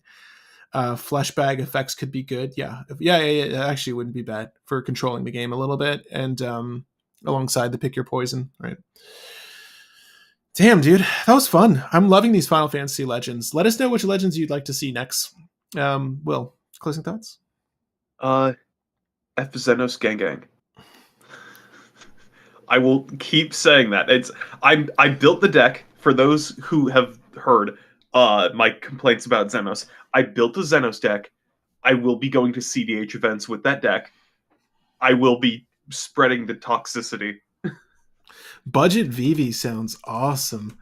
Budget Vivi sounds really fun because that deck's gonna pop off too, dude. Vivi's so strong. Vivi's definitely going to be a very common CDH commander because it's the Yeah, best curiosity commander who also has non-curiosity backup lines. we I'm should do looking forward to building I'm looking forward to building Go-Go, World Saving Imitator. Should we do some budget builds? It'd be fun to do like $100 live brews. See, my budget builds are like $50. We do that. We can even do that. I just like $1 per card feels fair. Like $1 per card feels decent. If one budget commander that I think would be really good and stupidly strong is Tela Great Sage, which I don't think we've covered. We haven't reviewed this at all. But for those who don't know, when you cast a non-creature spell, make a hero. If you paid 4 or more mana, draw 2 cards. If you paid 8 or more mana, sacrifice this and then deal damage equal to Tela's power to each opponent. Or sorry, to that spell's cost to each opponent. My bad. Reason why I want to build Tela is because you can just do all the Bergie effects, all the 4-mana rocks, or things that say sack a creature to make a mana, and draw your entire deck in 1 turn. Dude, and also the alt art for Tela looks sick as fuck. It looks so good. Have you seen this?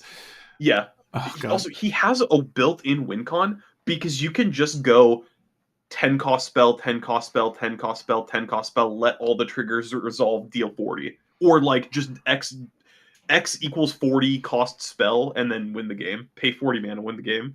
He's so good. I love him. He's so dumb and so strong. Also, Patrick, another infect commander. Put Grafted Exoskeleton on him, play a 10 cost spell, kill him. Shit. Well, I don't know. I personally want to build Squall next. I feel like Vivi's probably been built out a few times over. Vivi has been built the high heck and back. We could just cover Vivi instead of building Vivi. It turns out it's good, I assume. Yeah. I'm so happy to see that because Vivi's such a fan favorite. 3,000 people have already built Vivi, so you know it's good. Yeah, no, we need Squall though. I specifically want. I wish this was just a standard version of Squall because I love that art the most. But Seed Mercenary, definitely want this one. Yeah, I think this is what we're building next. But guys, so far as the poll was concerned, I had to watch a video about this because I didn't quite remember. Jenova was posing as Sephiroth in that scene where she like dies and drops holy into the water. Yeah, that was Jenova, apparently. There's a lot of sequences where you see Sephiroth doing shit. It's Jenova. That's why I'm saying she should be blue. Because she is a shape changer. Okay. Correct me if I'm wrong on the lore, but I watched a video about it the other day. Because I'm like, I don't remember Jenova's whole origin story, why she's the baddie for this, or one of the baddies for it. At any rate, Squall next week maybe. We should get the full. Is the full set out yet? We're really close. We should be doing. I think it's still going. Hold on, let me go to Scryfall and see if they say it's done. It's still going. We should have a set review soon, and obviously a legendary tier list. Look forward to that 12-hour live stream, even though we've already covered everything to try to subvert that somewhat. Well, I'm surprised. Like we're 3 hours in on this Jenova. Thanks for hanging with us. See you guys in the next one. I gotta do work, and then I want to play some Claire Obscure Expedition 33. Man, I have had not enough time to sit down and play that game. But that's gonna be my evening. While Allie's at Beyonce, slightly jealous. See you guys. I still want Angeal in full power, Zach. That'd be pretty dope. Well, they're saving it for the next Final Fantasy set, man.